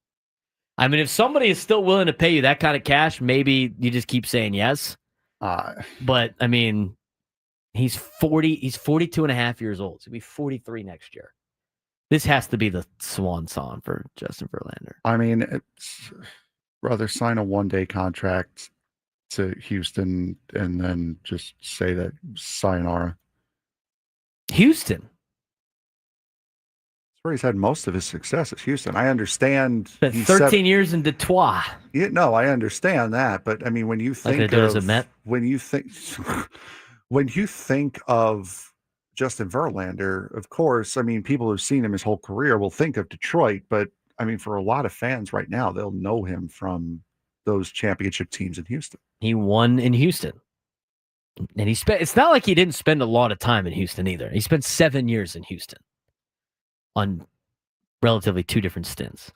13 years in Detroit, 7 years in Houston. He was an all-star 6 times in Detroit, 3 times in Houston. Both of his World Series championships are in Houston. How many? I would have to look up his Cy Youngs in terms of where he won those because I can't remember off the top of my head. But yeah, you're making a good case, Frank, for Justin Verlander to be known as a Houston Astro. I mean, if he goes a Hall of Famer, yes, he's a Hall of Famer. He going in as a Stro or a Tiger? I mean, doesn't it go by service time, or did they change that? No, rule? they get to pick. I thought they get. Okay, because I was going to say if it was by service time, he's going in as a Tiger, but that's not where most people would think to put him. Most people would think to put him as an Astro. I still always think about him as a Tiger. Well, of course, because we saw him his entire career. I'm just saying. I just feel him as that. By the way, how's the trade deadline champions doing? Since they had their big trade deadline piece. They are the worst team in baseball since acquiring Rafael Devers. 18-33 since acquiring Rafael Devers. I remember when the Padres made that move. When the Giants made that move, I remember sitting there like, Padres better make a move. Remember? Yes. Everybody was complaining the Padres weren't making a move. Oh, our catching situation sucks. Oh, we have no outfielder. Oh, look, the Giants, they just got Rafael Devers. Sometimes the best move you can make is to sit on your hands. Jim Bowden said they won the trade deadline. Close. I don't think they have. I don't think they did. You know, if they play O'Hearn more, maybe the Padres have won the trade deadline. We'll see. See what the lineup is today. Don't have to wait for a roster move. Coming up next, Tony Gwynn Jr., Chris Ello, Gwynn and Chris with Matt Scraby. 97 through the Fan.